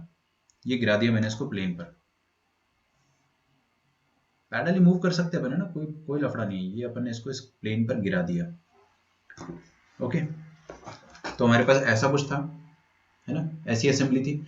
और इसके परपेंडिकुलर एक वेक्टर अपने को पता था ऐसा, मैंने इसको प्लेन पर ऐसे गिरा दिया पैरेलली। तो प्लेन पर अब क्या माहौल है, प्लेन पर ये माहौल है, प्लेन पर ये रहा माहौल, ये गिरा और एक पहले से ये था। इन दोनों का अगर मैंने क्रॉस किया, इन दोनों का क्रॉस किया तो क्या आएगा, इनके परपेंडिकुलर एक वेक्टर आएगा, और इनके परपेंडिकुलर मतलब प्लेन के परपेंडिकुलर, प्लेन के परपेंडिकुलर मतलब प्लेन का नॉर्मल। तो गिराने में, वेक्टर को गिराना मतलब कुछ नहीं, we can move it parallelly यार, ना कोई दिक्कत नहीं है। येलो वाला वेक्टर जो है और ब्लू वाला वेक्टर जो है, दोनों का क्रॉस करेंगे अगर अपन, तो अपने पास नॉर्मल आ जाएगा। येलो वेक्टर बताइए क्या होगा, ए बी वेक्टर, बाद वाला पॉइंट माइनस इनिशियल पॉइंट, उल्टा करते हैं, 2 - 1 करते हैं ना, पॉजिटिव आएगा, अच्छा लगेगा। 2 - 1 1 आई कैप, ये ए बी वेक्टर लिख रहा हूं मैं, फिर 2 - -2, 2 - -2 कितना हो जाएगा, 4, 4 जे कैप, और याद रखना है ना 4 जे कैप, और 1 - 3 कितना, -2 के कैप, आई कैप प्लस 4 जे कैप, और 1 - 3 -2 के कैप। पैरेलली अपन वेक्टर्स को मूव कर सकते हैं, इसीलिए मैं लेक्चर 1 में समझाता हूँ कि फ्री वेक्टर्स का मतलब होता है कि you can move it parallelly. तो अपन ने इन दोनों का अगर क्रॉस किया तो अपने को क्या मिलेगा, एक ऐसा वेक्टर मिलेगा जो कि इनका क्रॉस प्रोडक्ट ना ऐसा होता है, ये देगा आपको क्रॉस प्रोडक्ट, ये ग्रीन वाला वेक्टर मिलेगा क्रॉस प्रोडक्ट, जो कि दोनों वेक्टर से परपेंडिकुलर है, और दोनों से परपेंडिकुलर है मतलब मतलब प्लेन से परपेंडिकुलर है, और इस प्लेन का नॉर्मल वेक्टर आपको मिल जाएगा। ठीक है, तो ये ग्रीन वाला वेक्टर क्या हो जाएगा, प्लेन का नॉर्मल वेक्टर, और वो आएगा कैसे, वो आएगा ऊपर वाला नॉर्मल, मतलब नॉर्मल 1 क्रॉस ये जो येलो वाला है, इसको मैं ए बी बोल देता हूँ, क्रॉस ए बी वेक्टर, बस दोनों का क्रॉस करना है आपको। बहुत आसान होते हैं सारे क्वेश्चन, ऐसे ही रहेंगे, सारे क्वेश्चन ऐसे ही रहेंगे, देखना ध्यान से ना। तो मैं नॉर्मल वेक्टर ऑफ प्लेन बनाना चाह रहा हूँ, वो क्या हो जाएगा, n1 क्रॉस ए बी, और n1 क्या है, n1 है आपके पास ये वाला वेक्टर, आई कैप -2 जे कैप प्लस 3 के कैप, इसका क्रॉस करना है ए बी के साथ, ए बी वेक्टर क्या लिखा हुआ है, ये रहा, तो 1 4 1 4 -2,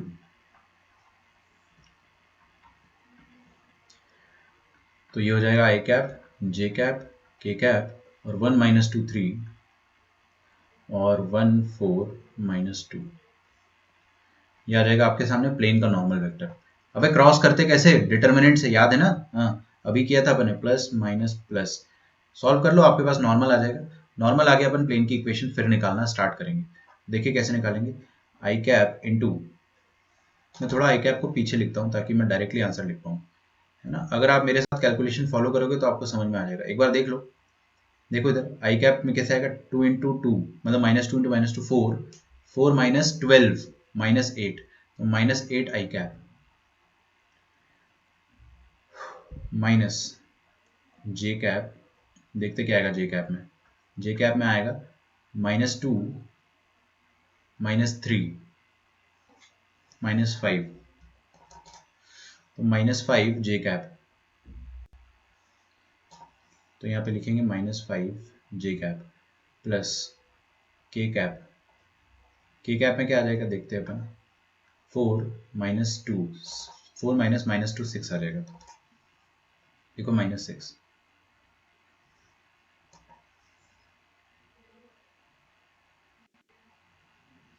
ये आ गया आपके सामने नॉर्मल वेक्टर। तो नॉर्मल वेक्टर आ जाता है -8 i cap plus 5 j cap -6 k cap, लिख डालो यहां तक। अब और अपना वो +6 आएगा। +6 आएगा, हाँ बेटा सही कह रहे हो एकदम, थैंक्स, ये +6 आएगा ना, इसको सही कर लेना। अब आपको प्लेन की इक्वेशन निकालनी है, एकदम प्लेन की इक्वेशन निकालने का देसी तरीका जो अपन ने देखा था, कैसे निकालते थे प्लेन की equation, R A dot N, so equation of plane ये होती थी आर ए डॉट एन, ये जीरो करना है, एन तो पता चल गया अपने को, सबसे बड़ा मुद्दा जो होता है ना बस वो नॉर्मल निकालने का होता है। आर ए वेक्टर तो आपको हमेशा फ्री में मिलेगा, भीख में मिलेगा हमेशा R A vector. R A vector होता क्या है, कोई भी एक जनरल पॉइंट ले लो प्लेन पर, ये ले लिया आपने, ये आर ले लिया, इसको आपने ए के साथ ज्वाइन कर लिया, ये आ गया आर ए वेक्टर, है ना। तो आर ए वेक्टर में देखो कैसे लिखूंगा, आर के कोऑर्डिनेट्स क्या होते हैं, X comma Y comma Z, और ए के कोऑर्डिनेट क्या है, 2 2 1, तो x minus to I cap, और y में भी 2 है तो y माइनस टू जे कैप, और z में क्या है 1 है तो z माइनस वन के कैप। ये डॉट प्रोडक्ट आपको करना है किसके साथ, नॉर्मल के साथ। तो नॉर्मल ये रहा आपके सामने, डॉट प्रोडक्ट कर दो आपका आंसर आ जाएगा। तो dot product with normal, minus 8 i cap plus 5 j cap plus 6 k cap, this is equal to 0। I hope आपको आज आसान लग रहा होगा और कल डिफिकल्ट लगा होगा, आई ऑल्सो होप दैट, क्योंकि मैंने आपको पहले ही बताया था कि स्टार्टिंग का उसमें आधा एक घंटा बहुत मुश्किल जाता है, बट इसके बाद सब कुछ इतना ही आसान रहेगा, इससे एक लेवल ऊपर नहीं जाने वाली डिफिकल्टी, चाहे वो जेई हो चाहे वो बोर्ड एग्जाम हो, इतना ही रहेगा बस।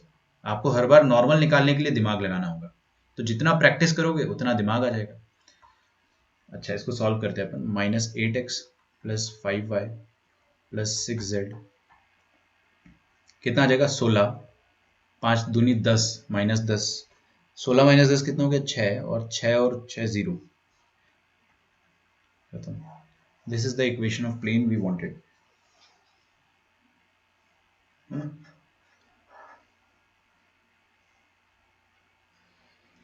ठीक है, परफेक्ट।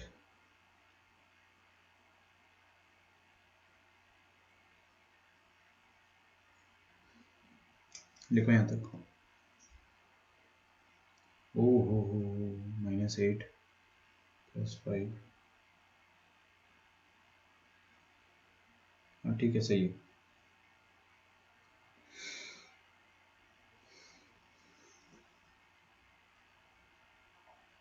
मेरे ख्याल से -8 -2 + 16 -10 + 6 और -6 0, हाँ ठीक लिखा था। ओके, आगे बढ़े अपन।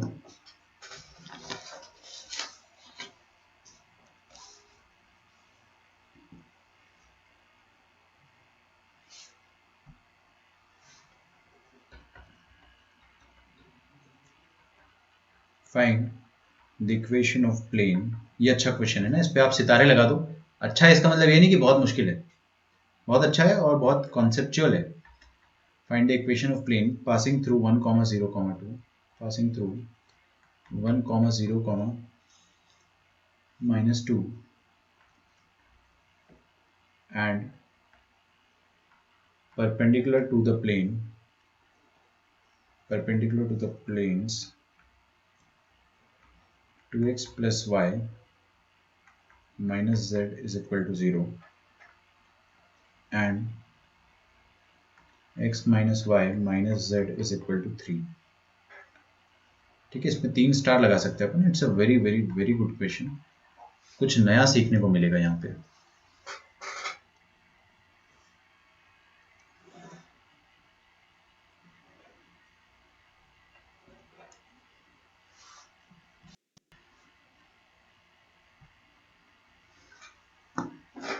तो हर बार मुद्दा क्या होता है, नॉर्मल निकालना, क्योंकि आर ए वेक्टर तो आपको आराम से मिलेगा, क्योंकि एक पॉइंट गिवन है और एक पॉइंट आर पॉइंट अपन खुद से अज्यूम करते हैं, तो r A vector has been r A vector will be always given to you. इस वाली इक्वेशन में एक मिनट रुक जाए ना,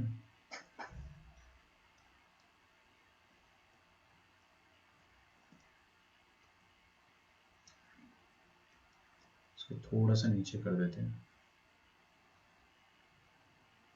देखो, आपको क्या गिवन है कि ये वाला प्लेन की इक्वेशन निकालनी है, ये प्लेन 1, 0, -2 से पास कर रहा है, तो जो पॉइंट गिवन होता है उसको ए बोल दिया करो,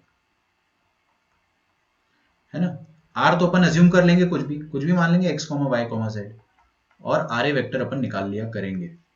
खैर, आर ए वेक्टर निकालना मेरा मुद्दा नहीं है, वो तो हमेशा निकल जाता है। I just want a normal vector to this plane जो गिवन नहीं है, तो वो कैसे निकालेंगे, देखते क्वेश्चन में क्या गिवन है। हमें क्वेश्चन में गिवन है कि this is perpendicular to the planes, this, ये प्लेन्स P1 और प्लेन्स P2 के परपेंडिकुलर है, मतलब ये वाला प्लेन जो है वो दो प्लेन के परपेंडिकुलर है। ट्राई करते हैं ना, हम्म,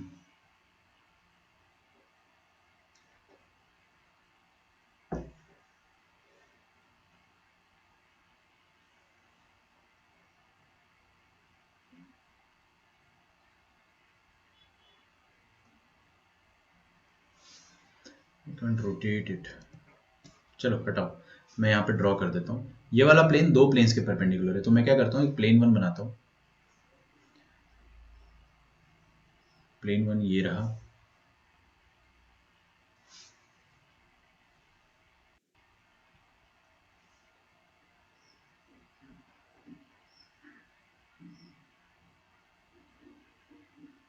और प्लेन टू ये रहा।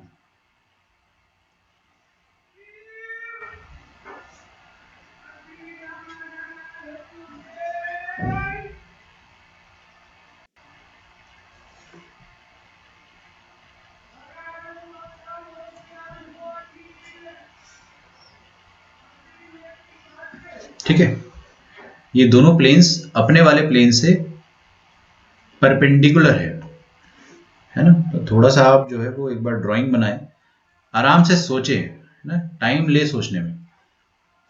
अब मैं किसी का नाम लूंगा, उससे पहले आप क्या करें कि प्लेन वन और प्लेन टू दोनों की इक्वेशन गिवन है ऊपर, पी वन पी टू। ठीक है, तो प्लेन वन और प्लेन टू की इक्वेशन आपको गिवन है। मैं क्या करता हूँ कि दोनों का नॉर्मल वेक्टर लिख देता हूँ। ये पी वन है आपके सामने, मान लो, है ना, ये पी वन है। पी वन की इक्वेशन हमें गिवन है क्या, 2x plus y, 2x plus y minus z equals to zero. सही बात है। अच्छा, प्लेन टू की इक्वेशन भी हमें गिवन है, x minus y minus z minus three is equal to zero. ये प्लेन टू की इक्वेशन गिवन है।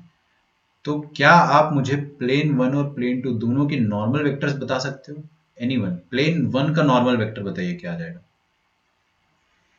प्लेन वन का नॉर्मल वेक्टर क्या आ जाएगा? 2, 1, -1 मतलब 2i plus j minus k is equal to 0। ये इसका नॉर्मल आ जाएगा। इसको मैं नॉर्मल वन कह देता हूँ ना, बुरा तो नहीं मान जाओगे, इसको नॉर्मल वन कह देता है। अच्छा, प्लेन टू का नॉर्मल वेक्टर क्या आ जाएगा? 1 -1 -1। चलिए, अच्छा मैं एक काम करता हूँ ना, मैंने एक थोड़ा सा चेंज करता हूँ। मान लो प्लेन टू जो है वो इस तरीके से, हम्म,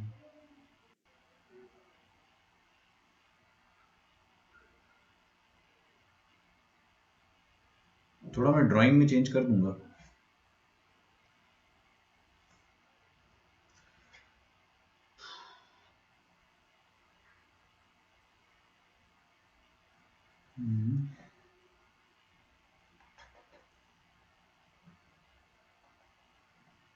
ओके, इसका जो नॉर्मल होगा ना, वो अपन लिख देंगे आराम से, लेकिन थोड़ा सा ड्राइंग करने में मेरे को प्रॉब्लम जा रही है।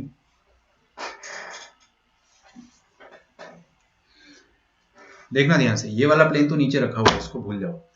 एक प्लेन ये है मेरे पास, और एक plane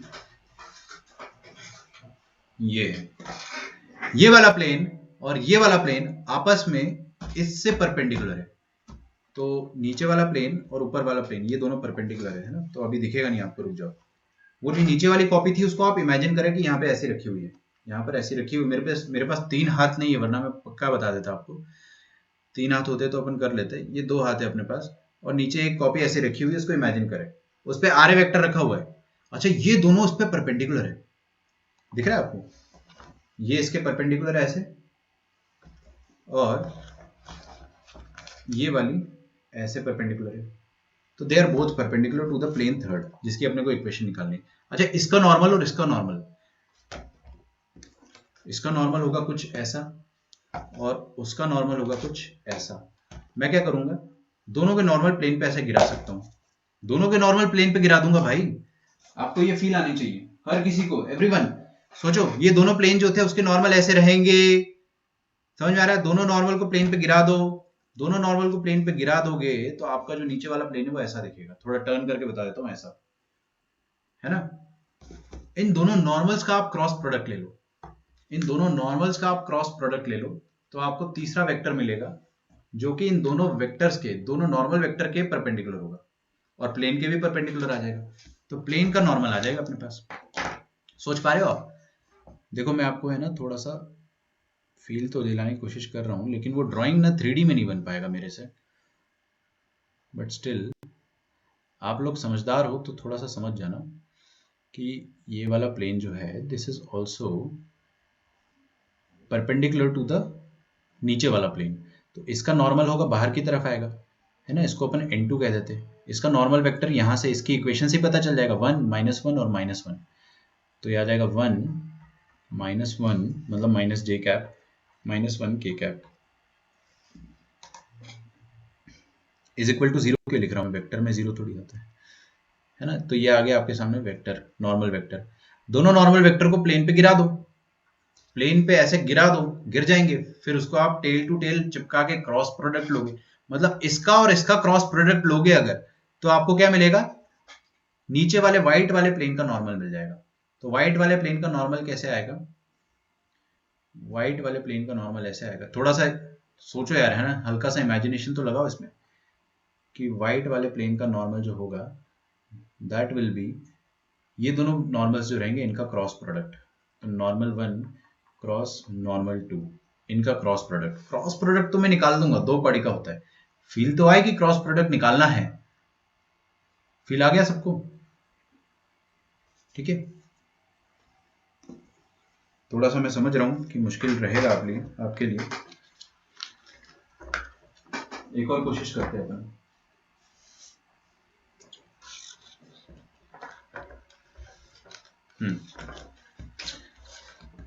let me come here.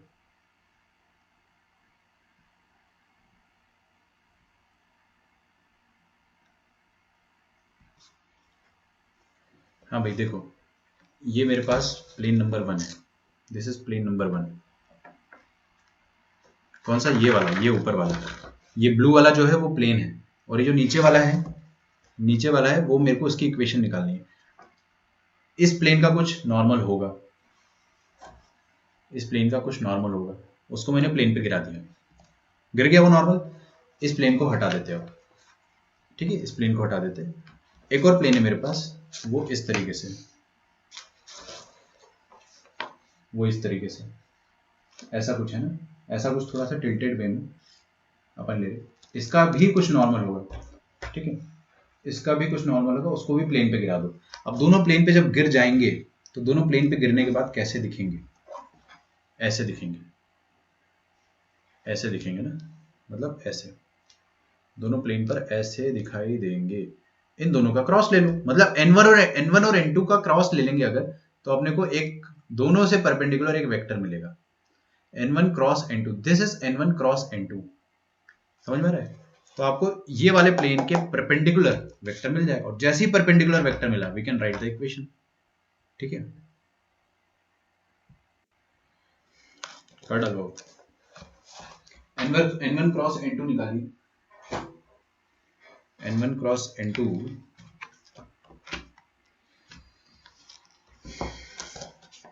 निकालिए,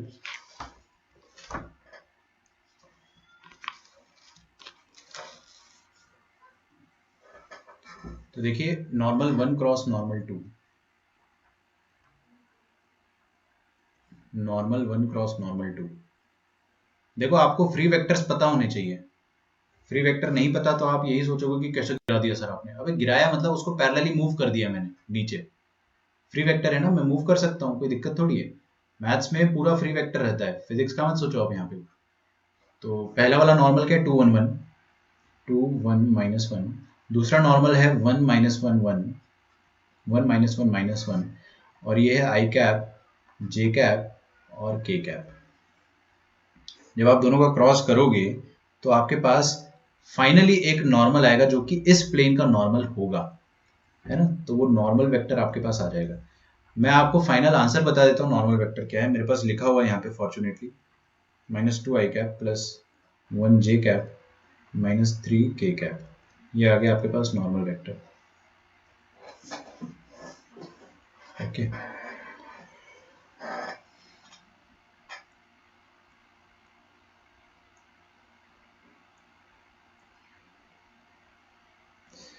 ठीक है भाई, बहुत ही बढ़िया, ये नॉर्मल आ गया। अब आपको आर ए वेक्टर लिखना है। आर ए वेक्टर क्या है? एक्स माइनस, ये देखो ना, आर ए वेक्टर डॉट नॉर्मल 0, ये करते ही आपका प्लेन का इक्वेशन आ जाएगा। Now what is r A vector? R A vector है x minus 1 i cap, y minus 0 j cap, और z minus minus 2 k cap. ये आ गया r A vector dot normal minus 2 i cap plus j cap minus 3 k cap. देखो जब ये dot होगा ना, सुनो तो सही सुनो, ये डॉट होगा ना तो -2 जो है वो x को मिल जाएगा, 1 जो है वो y को मिलेगा, और -3 z को मिलेगा। तभी अपन x y z के कोफिशिएंट देखकर नॉर्मल बता देते हैं। ये ट्रिक जो मैं आपको बताता हूँ वो ट्रिक नहीं है, वो ऑब्जर्वेशन है। जिसने सुना होगा उसको समझ में आया होगा। खैर वो तो मैं आपको ऐसी साइड बात बता रहा था जो अपने को पता ही है। -2 into x minus 1 plus 1 into Y -3 into z plus 2 -3 into z plus 2 is equal to 0। तो -2x प्लस वाई -3z फिर प्लस 2 -6, तो -2x plus y -3z -4 is equal to 0। ये आ जाएगी आपकी प्लेन की इक्वेशन। क्लियर है? तो फाइनली तो सब कुछ इस पे टिका हुआ है, a are dot n. A r लिखना चाहिए था मेरे को यहाँ पे, ए आर, क्योंकि बाद वाला पॉइंट माइनस पहले वाला पॉइंट करते ना। खैर आप लोग भावनाओं को समझा, मैंने ऊपर कहीं आर ए लिखा होगा तो उसको चेंज करके ए आर कर देना।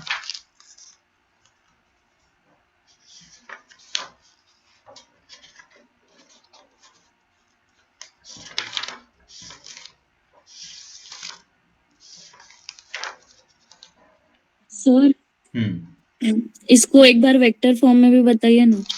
वेक्टर फॉर्म में अगर अपने को लिखना हुआ इस इक्वेशन को, देखिए तो ये तो कार्टेशियन फॉर्म में हो गया। वेक्टर फॉर्म में लिखना है तो अपन कैसे लिखेंगे? R vector minus a vector.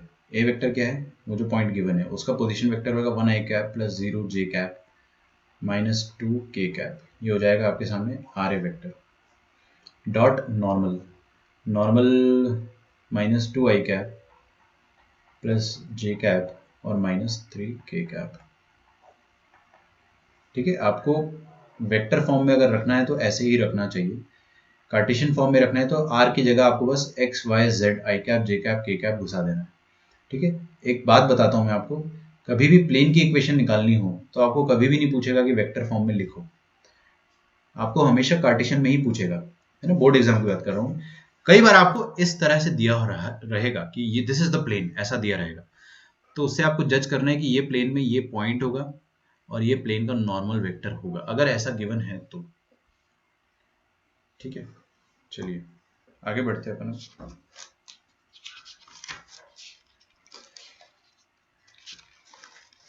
तो प्लेन अपना खत्म हो गया है ना। प्लेन में क्या डिफिकल्ट था? जो कल अपन ने 1 घंटे तक नॉर्मल फॉर्म ऑफ प्लेन पढ़ा है ना। अगर आप एनसीईआरटी में जाओगे तो एनसीईआरटी में आपको 4 एग्जांपल्स दिखेंगे। मैं पहले ही बता देता हूँ आपको, चारों एग्जांपल्स जो दिखेंगे आपको नॉर्मल फॉर्म के, वो मैंने कल कराए थे। और वो सबसे इजीएस्ट पार्ट होता है एनसीईआरटी का, बट वो है ना जनरली डिफिकल्ट लगता है, क्योंकि एकदम से हम लोग प्लेन में आते हैं, फिर नॉर्मल ये सब समझ में नहीं आता है। तो मैं उसको लास्ट में पढ़ाता हूँ हमेशा, बट आज पहले पढ़ा दिया, पता नहीं क्यों। कोई बात नहीं, लास्ट में पढ़ाते तो मुश्किल नहीं लगता वैसे, बट ठीक है, मेरे हिसाब से आपको टाइप 2 टाइप 3 समझ में आ गया होगा प्लेन का। अब हम लोग आगे बढ़ सकते हैं। ठीक है, चलिए, तो अपना अगला टॉपिक रहेगा कि लाइन पढ़ा अपन ने 3D में, प्लेन पढ़ा अपन ने 3D में।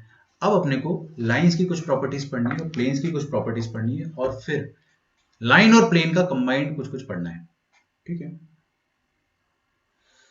देखो क्या होता है ना कि लाइन 3D में जो इक्वेशन होती थी अपन ने पढ़ी थी ना, तो लाइंस के बारे में अपन कुछ पढ़ते हैं बारी बारी से।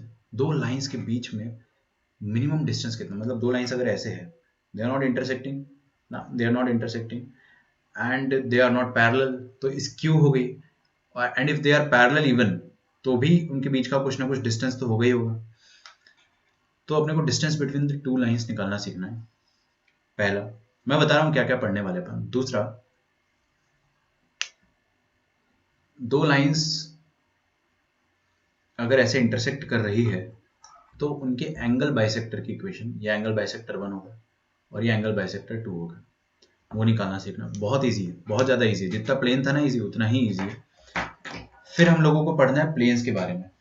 तो प्लेन्स के बारे में हम लोगों को क्या पढ़ना है कि देखना ध्यान से, दो प्लेन्स पर पैरेलल है अगर, तो उनके बीच में जो डिस्टेंस आता है वो क्या आता है। अच्छा, ठीक है। फिर प्लेन और लाइन एक साथ पढ़ना है, तो लाइन और प्लेन के बीच का एंगल ये पढ़ना है अपने को। लाइन और प्लेन के इंटरसेक्शन का कोऑर्डिनेट निकालना सीखना है। जैसे ये लाइन अगर प्लेन को टकराती है तो कुछ पॉइंट पर इंटरसेक्ट करेगी, वो निकालना सीखना है। ये कुछ बातें अपने को सीखनी है अभी। सारा आसान है, सारा लॉजिकल है। एक फॉर्मूला, दो फॉर्मूले हम लोग याद करेंगे, बाकी सारे अपन लॉजिक से सीखेंगे।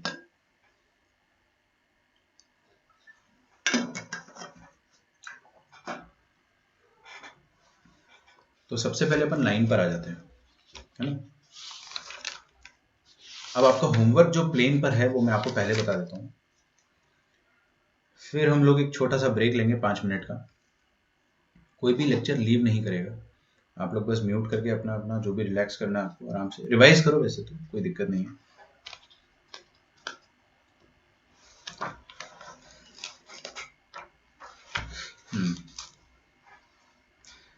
लिखिए angle bisector of two lines. अब प्लेन हो गया, लाइन हो गया, अपन अब वापस से प्लेन और लाइंस की कुछ प्रॉपर्टीज पढ़ते हैं। देखिए vector equation of angle bisector of two lines. Vector equation of, अच्छा मैंने कोऑर्डिनेट में आपको एंगल बाइसेक्टर जब पढ़ाया था तो कुछ कुछ लिखवाया था, कैसे आइडेंटिफाई करते थे अपन, याद है? एक्यूट एंगल, ऑब्ट्यूज एंगल, हाँ जी, वो सब तो मैंने आपको रिवाइज कराया है। आप भूलोगे, बार बार भूलोगे, लेकिन क्या है, आपको वो पर्टिकुलर वीडियो जो है हमेशा देखना है। आपको शॉर्ट नोट्स मैंने दिया है, उसका प्रिंट आउट निकलवा लो आप। जितने भी शॉर्ट नोट्स है उसके प्रिंट आउट निकलवा लो आप, ठीक है। एक वीडियो और तैयार हो गया अभी, और दूसरा वीडियो भी तैयार हो गया, वो दोनों एक साथ डालूंगा मैं, तो वो भी अपन रिवीजन उससे अपना हो जाएगा काफी। देखिए vector equation of two lines intersecting, ये तो अपन ने सीख लिया है कि लाइंस इंटरसेक्टिंग है या नहीं है, वो कैसे निकाले, कल ही सीखा था। और उनके पॉइंट ऑफ इंटरसेक्शन भी निकालना सीखा अपन ने, याद करो, सीखा था ना। एक का जनरल पॉइंट अपन लिखते, दूसरे का जनरल पॉइंट लिखते, दोनों को इक्वेट करते थे। लैम्डा म्यू में 3 इक्वेशन आती थी। तो आपको एकदम दिमाग में बस एल्गोरिदम याद होना चाहिए, फॉर्मूला नहीं कि करते कैसे थे, बस ये याद रखो, है ना। करते कैसे थे बस ये याद रखे आप। तो अगर दो लाइंस इंटरसेक्टिंग है तो उनकी उनका एंगल बाइसेक्टर कैसे लिखेंगे वो अपन देखेंगे। एक ब्रेक अपने को जरूर लेना पड़ेगा।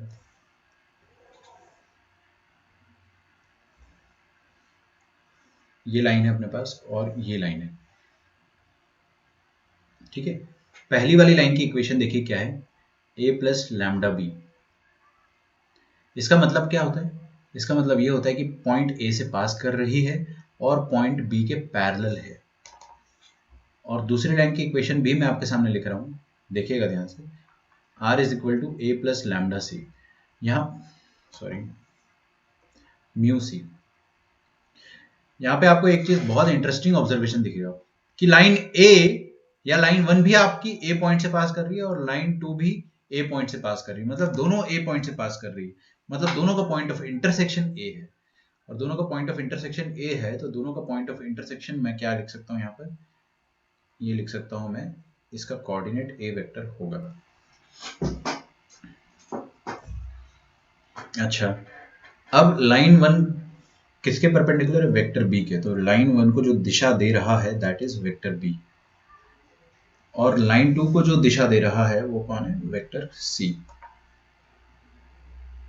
तो ये सेकंड वाली लाइन के पैरेलल एक वेक्टर है सी। अपने को क्या करना है, हमको लाइन का एंगल बाइसेक्टर लिखना है। तो लाइन का एंगल बाइसेक्टर कैसे लिखेंगे देखते हैं। ये आ जाएगा इसका पहला angle bisector,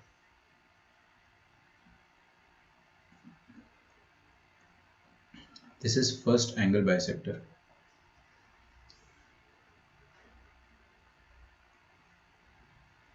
this is second angle bisector. सब 3D में चल रहा है, अभी 2D में नहीं चल रहा है।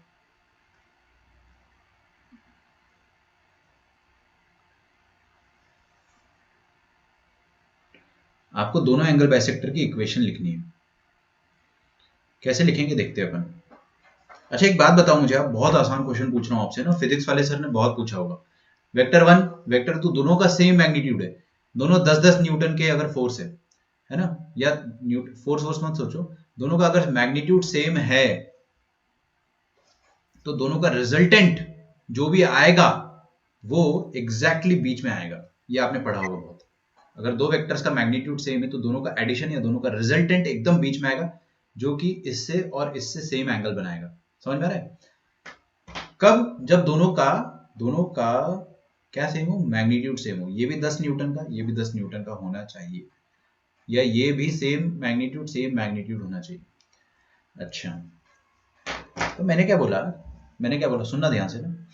ये जो बी वेक्टर है ना और ये सी वेक्टर है, दोनों का मैग्नीट्यूड मैं सेम बना देता हूँ। वो मैं बना दूंगा, अभी देखो कैसे बनाऊंगा मैं।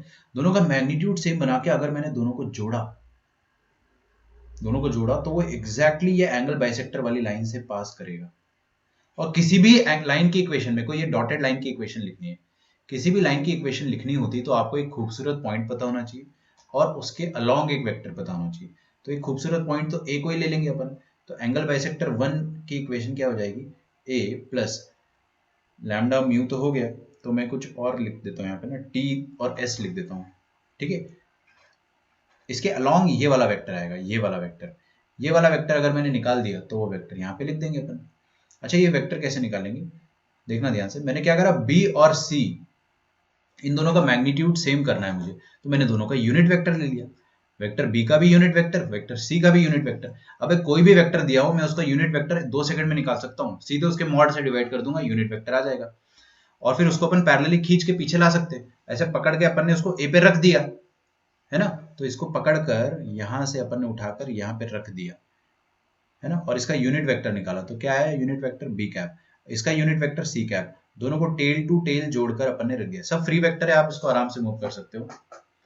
पैरेलली ही मूव करना है, कहीं और मूव मत कर देना, ऐसे घुमा मत देना है ना, आपने घुमा दिया तो वहां पे गड़बड़ हो जाएगी। अच्छा अब यूनिट वेक्टर का मैग्नीट्यूड क्या होता है, 1। यूनिट वेक्टर का मैग्नीट्यूड 1 होता है, तो ये बी वेक्टर का मैग्नीट्यूड क्या हो जाएगा, 1। ये सी वेक्टर का मैग्नीट्यूड क्या हो जाएगा, 1। और सेम मैग्नीट्यूड के वेक्टर अगर ऐड होते हैं, सेम मैग्नीट्यूड के वेक्टर ऐड होते हैं तो एकदम बीचों बीच जाते हैं, मतलब एंगल बाइसेक्टर से होकर गुजरते हैं। तो ये जो एंगल बाइसेक्टर से होकर गुजर रहा है अपना हरा वाला वेक्टर, ये क्या हो जाएगा, ए कैप प्लस बी कैप। समझ में आ रहा है? तो ये डॉटेड लाइन 1 के अलोंग जो वेक्टर आ जाएगा वो क्या हो जाएगा, ए कैप प्लस बी कैप। आ गई एंगल बाइसेक्टर 1 की इक्वेशन। बहुत आसान होता है, आप सिर्फ कंसेप्ट समझना है ना, रटना मत। अच्छा और एंगल बाइसेक्टर 2 की इक्वेशन क्या आ जाएगी वो भी मैं लिख देता हूँ। एंगल बाइसेक्टर 2 की इक्वेशन आ जाएगी, देखना ये बी कैप है, ये इत्तू साहब बी कैप है, और ये सी कैप है। मैं क्या करता हूँ, सी कैप का नेगेटिव लेता हूँ। किसी भी वेक्टर का नेगेटिव ले लिया आपने तो क्या होगा, उसका डायरेक्शन ऐसे पलट जाएगा, मैग्नीट्यूड चेंज नहीं होगा। तो सी कैप का नेगेटिव ले लेते हैं अपन। सी कैप का नेगेटिव लिया अगर अपन ने तो देखिए क्या हो जाएगा, ये यहाँ पर पहुंच जाएगा, ये पिंक वाला वेक्टर अब क्या बन गया, माइनस सी कैप। अब अगर मैंने इसको और इसको जोड़ा, दोनों का मैग्नीट्यूड क्या है, 1 1। अगर दोनों को जोड़ा मैंने तो दोनों डॉटेड लाइन से पास होंगे, डॉटेड लाइन से पास होंगे अगर, तो ये डॉटेड लाइन से पास होगा दोनों का रिजल्टेंट मतलब दोनों का एडिशन, एडिशन मतलब बी कैप और माइनस सी कैप का एडिशन। तो ये वाला जो वेक्टर है दूसरा वाला है, इसकी इक्वेशन आप कैसे लिखेंगे, इसकी इक्वेशन नीचे लिख देता हूँ। एक पॉइंट जहां से वो पास हो रहा है प्लस लैम्डा टाइम्स तो लिख नहीं सकते, लैम्डा यूज हो गया, म्यू यूज हो गया, टी यूज हो गया, मैं एस लिख देता हूँ यहाँ पे ना, S times A vector minus, a vector नहीं है, B vector minus C vector है।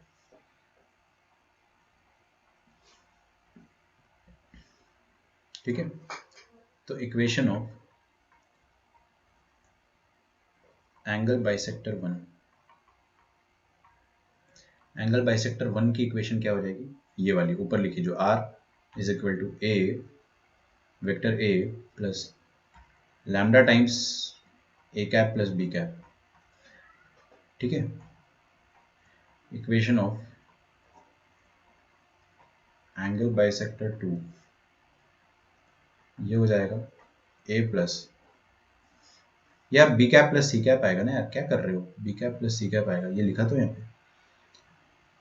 यहाँ पे आप लिख लेना प्लीज, है ना, b cap plus c cap आएगा, दोनों का कैप ऐड करेंगे ना, तो b cap plus c cap, और वो आ जाएगा b cap minus c cap, तो a plus s times b cap minus c cap.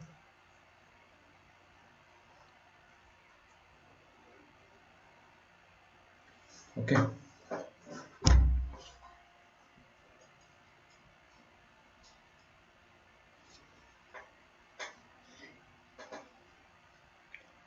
तो दोनों एंगल बाइसेक्टर की इक्वेशन आ गई, है ना। तो मैंने बहुत अच्छा इसमें तरीका लगाया कि दोनों बी और सी वेक्टर का कैप ले लिया, दोनों को ऐड किया, दोनों का ऐड किया, तो वो डेफिनेटली एंगल बाइसेक्टर से होकर ही गुजरेगा, क्योंकि same resultant, sorry same magnitude वाले वेक्टर्स को ऐड करते हो तो एकदम बीचों बीच से गुजरता है।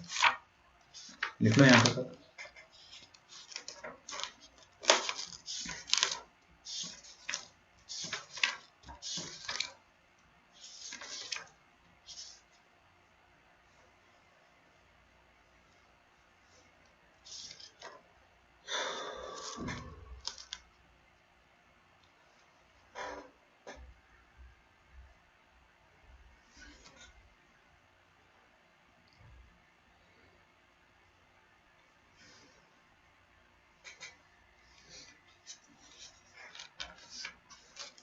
आगे बढ़ते हैं अपन, है ना।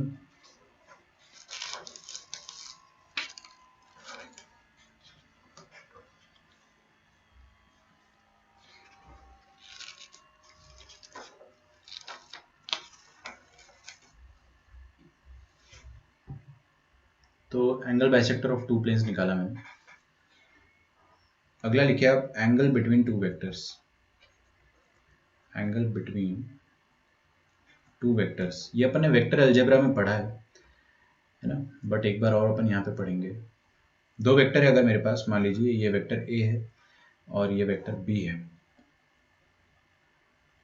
ठीक है, vector a and vector b, दोनों के बीच में कुछ ना कुछ एंगल है theta. If I want to find that, तो मैं क्या डॉट प्रोडक्ट से निकालूंगा।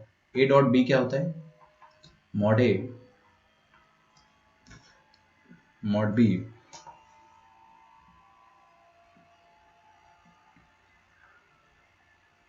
Cos theta. तो कॉस थीटा कितना आ जाएगा, a b upon mod a mod b, ठीक है। याद करो अपन ने पढ़ा था, फिर आप थीटा निकाल लेना कॉस इनवर्स करके, ये आ जाएगा एंगल बिटवीन टू वेक्टर्स, ठीक है।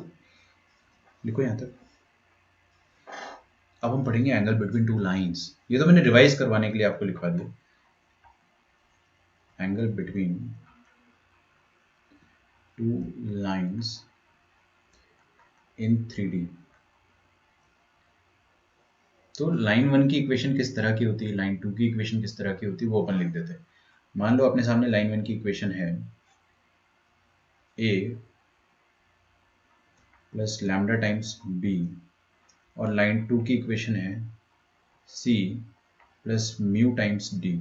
इसका मतलब आपको समझ में आता है ना, लाइन 1 ए से पास हो रही है और बी के पैरेलल है, सी पॉइंट से पास हो रही है और डी वेक्टर के पैरेलल है, ऐसे सोचा करो। ड्रॉ कर देते हैं। कोई मुझे बताएगा कि बहुत आसान है ये, अगर आप सोचोगे ना तो आपको मैं एक भी फॉर्मूला रटने को नहीं बोलूंगा, ये कॉस थीटा का भी फॉर्मूला मत रटो।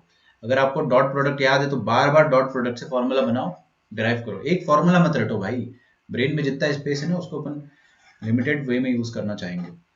देखो लाइन 1 को मैं बनाता हूँ, अगर किसी के दिमाग में कोई तरीका है तो मुझे बताना कैसे निकालेंगे एंगल्स। ये लाइन 2 है, लाइन 1 कहाँ से पास कर रही है, ए से, पॉइंट ए से पास कर रही है, और किसके पैरेलल है, वेक्टर बी के पैरेलल है ना। तो ये रही लाइन 1, ये पॉइंट ए से पास कर रही है और it is parallel to this vector b, okay. Line b कहां से पास कर रही है, सी से, सी पॉइंट से पास कर रही है, और ये किसके पैरेलल है? लाइन बी पैरेलल है डी वेक्टर के, ठीक है, और ये बी वेक्टर के पैरेलल है। तो दोनों लाइंस के बीच में क्या एंगल होगा? If they are at all intersecting, तो उनके बीच में एंगल क्या होगा? ये वाला एंगल, इसको अपन थीटा बोल देते। अबे वही एंगल तो ये दोनों येलो वेक्टर्स के बीच में भी होगा, सोच के देखो ना, एकदम कॉमन सेंस की बात है। आपको मैं ये सब इसलिए बता रहा हूँ क्योंकि ये सब क्वेश्चन बोर्ड जेई में आते हैं, लेकिन आपको एक भी फॉर्मूला याद नहीं रखना है, मैं सिर्फ लॉजिक सिखाऊंगा आपको। ये दोनों येलो वेक्टर को अगर आप टेल टू टेल जोड़ दोगे तो भी उनके बीच में थीटा एंगल ही आएगा। तो अपन क्या करते हैं, दोनों वेक्टर्स के बीच में एंगल निकाल देते हैं। और वेक्टर्स के बीच में एंगल निकालने का तरीका मेरे को पता होता है, कैसे निकालते हैं? दोनों का डॉट प्रोडक्ट डिवाइडेड बाय दोनों का मैग्नीट्यूड। वो ऊपर अभी अभी लिखा था अपन ने।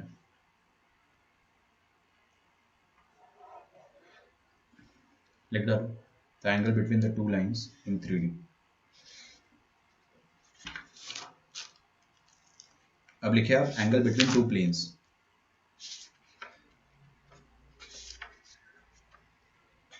एंगल बिटवीन टू प्लेन्स,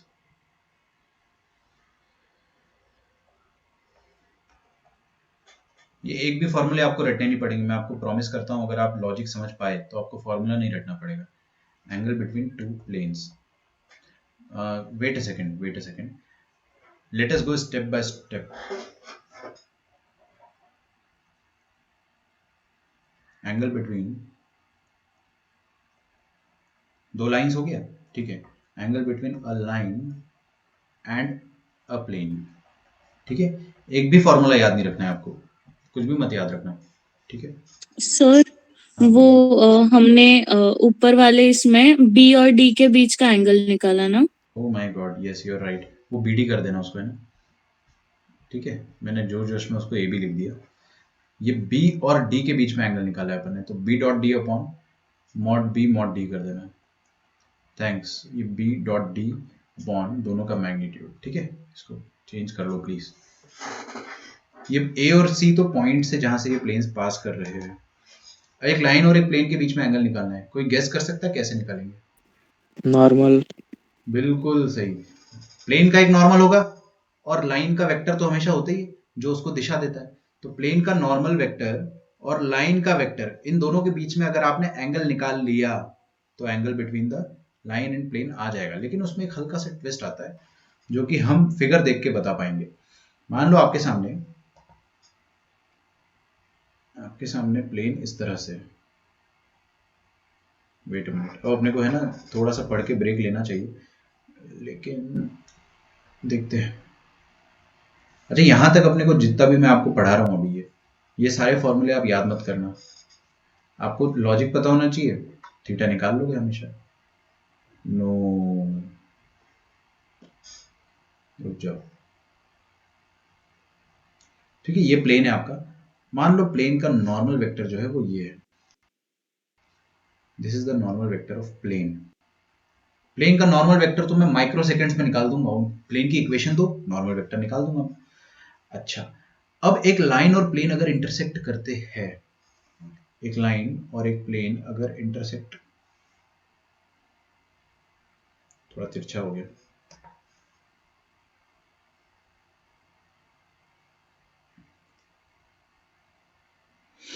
करते हैं, तो मान लो ये लाइन जो है वो ऐसे जा रही है। क्या यार, रुको रुको रुको,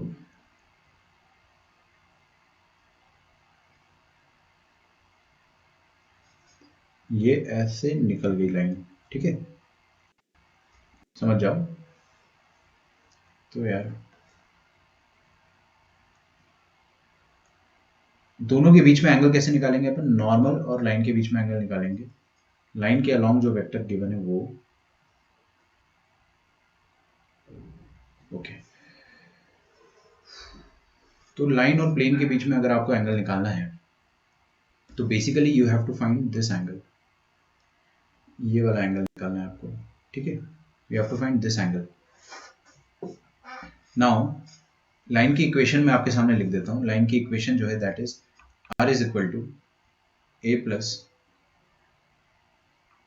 लैम्डा टाइम्स b, है ना। सब समझ जाएंगे कि लैम्डा टाइम्स b जो है वही इंपॉर्टेंट है बस, क्योंकि लाइन के पैरेलल क्या दिया है आपको?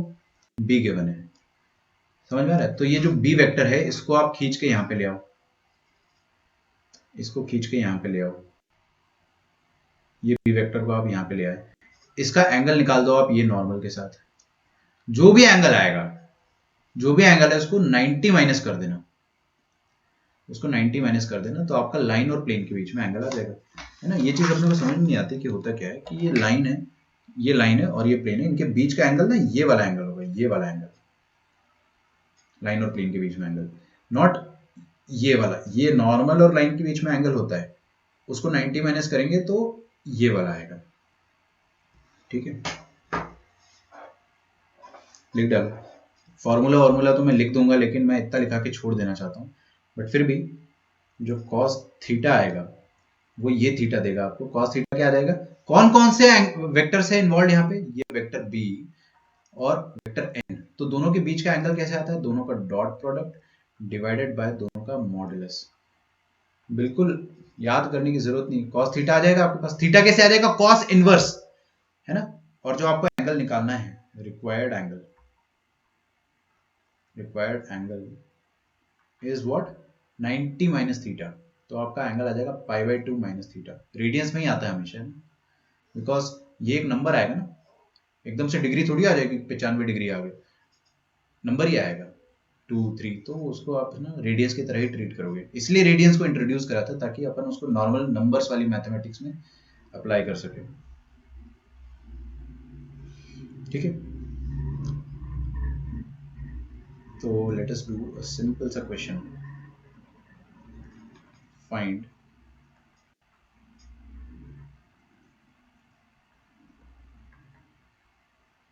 the angle between the plane 2x minus 3y plus 6z minus 11 is equal to 0 and x axis, देखो x axis जो है वो एक लाइन है ना? x axis क्या है, लाइन है, ठीक है? बढ़िया, बहुत बढ़िया। सोचते हैं अपन, हमारे सामने एक प्लेन, ये रहा वो प्लेन, इस प्लेन का और x एक्सिस के बीच का एंगल जो आएगा वो आपको निकालना है। मैं थोड़ा अलग तरीके से ड्राइंग बनाता हूँ ना, वरना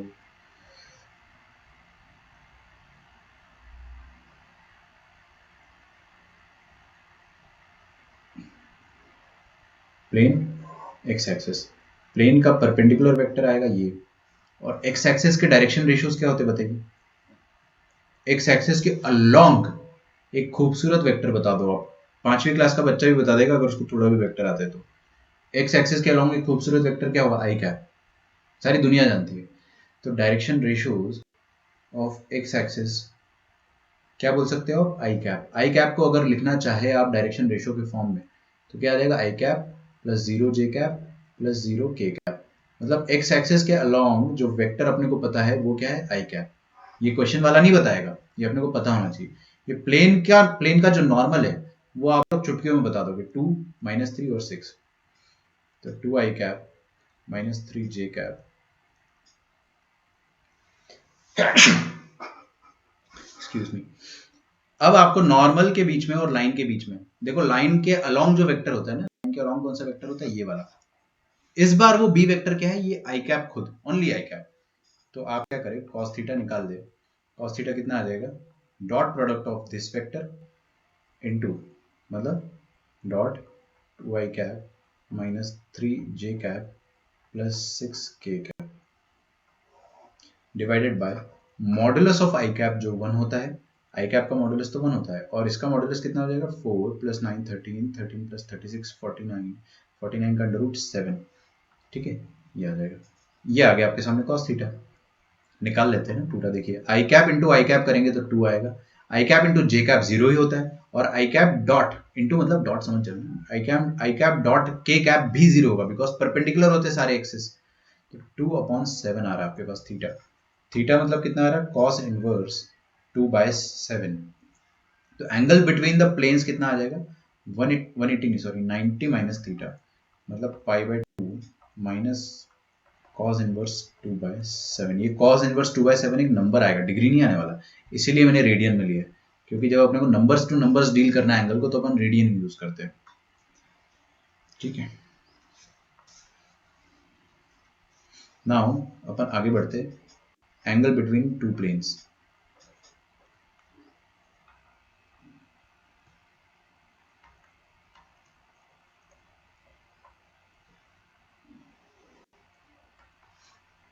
एंगल बिटवीन टू प्लेन्स, दो प्लेन के बीच में कैसे एंगल निकालेंगे, कोई गेस कर पाएगा, बताओ। दोनों के नॉर्मल्स के बीच का एंगल। बिल्कुल खत्म, दोनों के नॉर्मल के बीच का एंगल निकालेंगे। कोई पढ़ाने की चीज़ है, मैं चाहूँ तो स्किप भी कर सकता हूँ, लेकिन हम लोग बस एक बार लिख लेते। कोई फॉर्मूला, अभी जितने भी मैंने आपको बताया ना, एक भी फॉर्मूला मत रटो, just keep the logic in your mind. आप एग्जाम में लॉजिक याद रखोगे ना, तो आपके आंसर आएंगे। एक फॉर्मूला को याद रखने लायक है क्या, एक भी फॉर्मूला? सब दो कौड़ी की चीज़ है। इनफैक्ट ये एंगल बाइसेक्टर भी आप याद मत रखो। लॉजिक क्या क्या था कि एक का कैप और दूसरे का कैप आप जोड़ते हो तो एंगल बाइसेक्टर 1 के अलोंग वेक्टर मिल जाता है, और दोनों का सब्ट्रैक्शन एंगल बाइसेक्टर 2 के अलोंग मिल जाता है। तो दोनों के अलोंग वेक्टर पता है, और दोनों पर रखा हुआ खूबसूरत पॉइंट तो पता ही है। तो a प्लस एक के अलोंग जो है, और a प्लस दूसरे के अलोंग जो है, तो सिर्फ लॉजिक आप याद रखें। ठीक है, तो एंगल बिटवीन टू प्लेन्स अगर अपन निकालेंगे, तो दोनों की नॉर्मल लिख देते हैं अपन इसको ना, angle between two planes is the angle between their normals। दोनों के नॉर्मल के बीच का जो भी एंगल होता है, तो cos थीटा क्या हो जाएगा, cos थीटा हो जाएगा पहले वाले प्लेन का नॉर्मल मान लीजिए आप, मैं लिख देता हूँ, मिटने में टाइम लेगा। पहले वाले प्लेन का नॉर्मल हो जाएगा n1, दूसरे का n2, तो n1 dot n2 upon mod n1 mod n2। लिख लो वो जब तक थोड़ा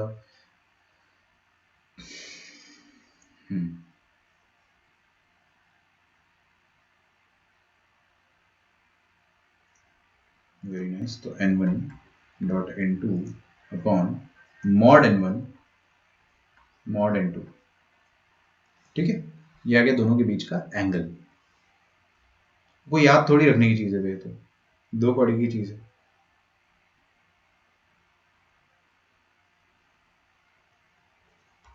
तो लिखिए आप यहाँ पे, find the angle between two planes, find the angle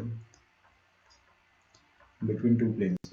देखिए मैंने जैसे आपको प्रॉमिस किया था कि प्लेन्स लाइंस ये दोनों बहुत इजी है ना।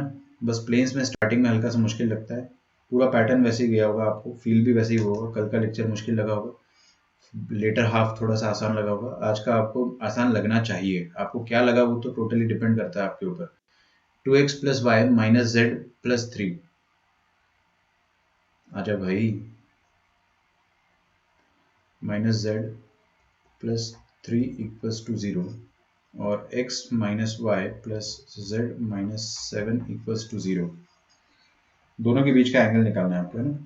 दोनों का नॉर्मल बताइए मुझे जल्दी से, कितना आ जाएगा, 2i cap plus 1j cap, पहले वाले का normal, minus 1k cap, normal 2i cap minus j cap plus k cap.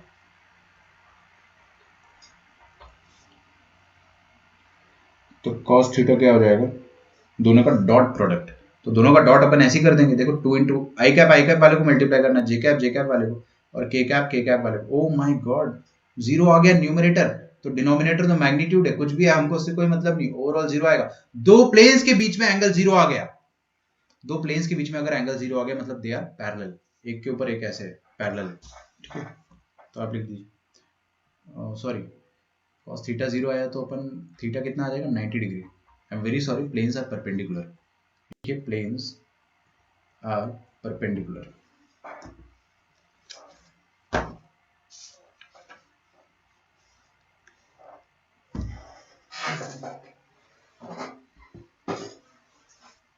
ठीक है, छोटा सा पॉज लेंगे अपन, बस ब्रेक नहीं कहेंगे, कोई इधर उधर मत चले जाना। मैं बहुत जल्दी स्टार्ट कर दूंगा, क्योंकि अपन इतना स्ट्रेस वाला टॉपिक नहीं पढ़ रहे। वो तो मेरा सिस्टम इतना भयानक हीट हो गया ना कि हल्का सा ब्रेक लेना पड़ेगा, बिल्कुल हल्का सा। तो विल बी राइट बैक, और फिर अपन स्टार्ट करेंगे।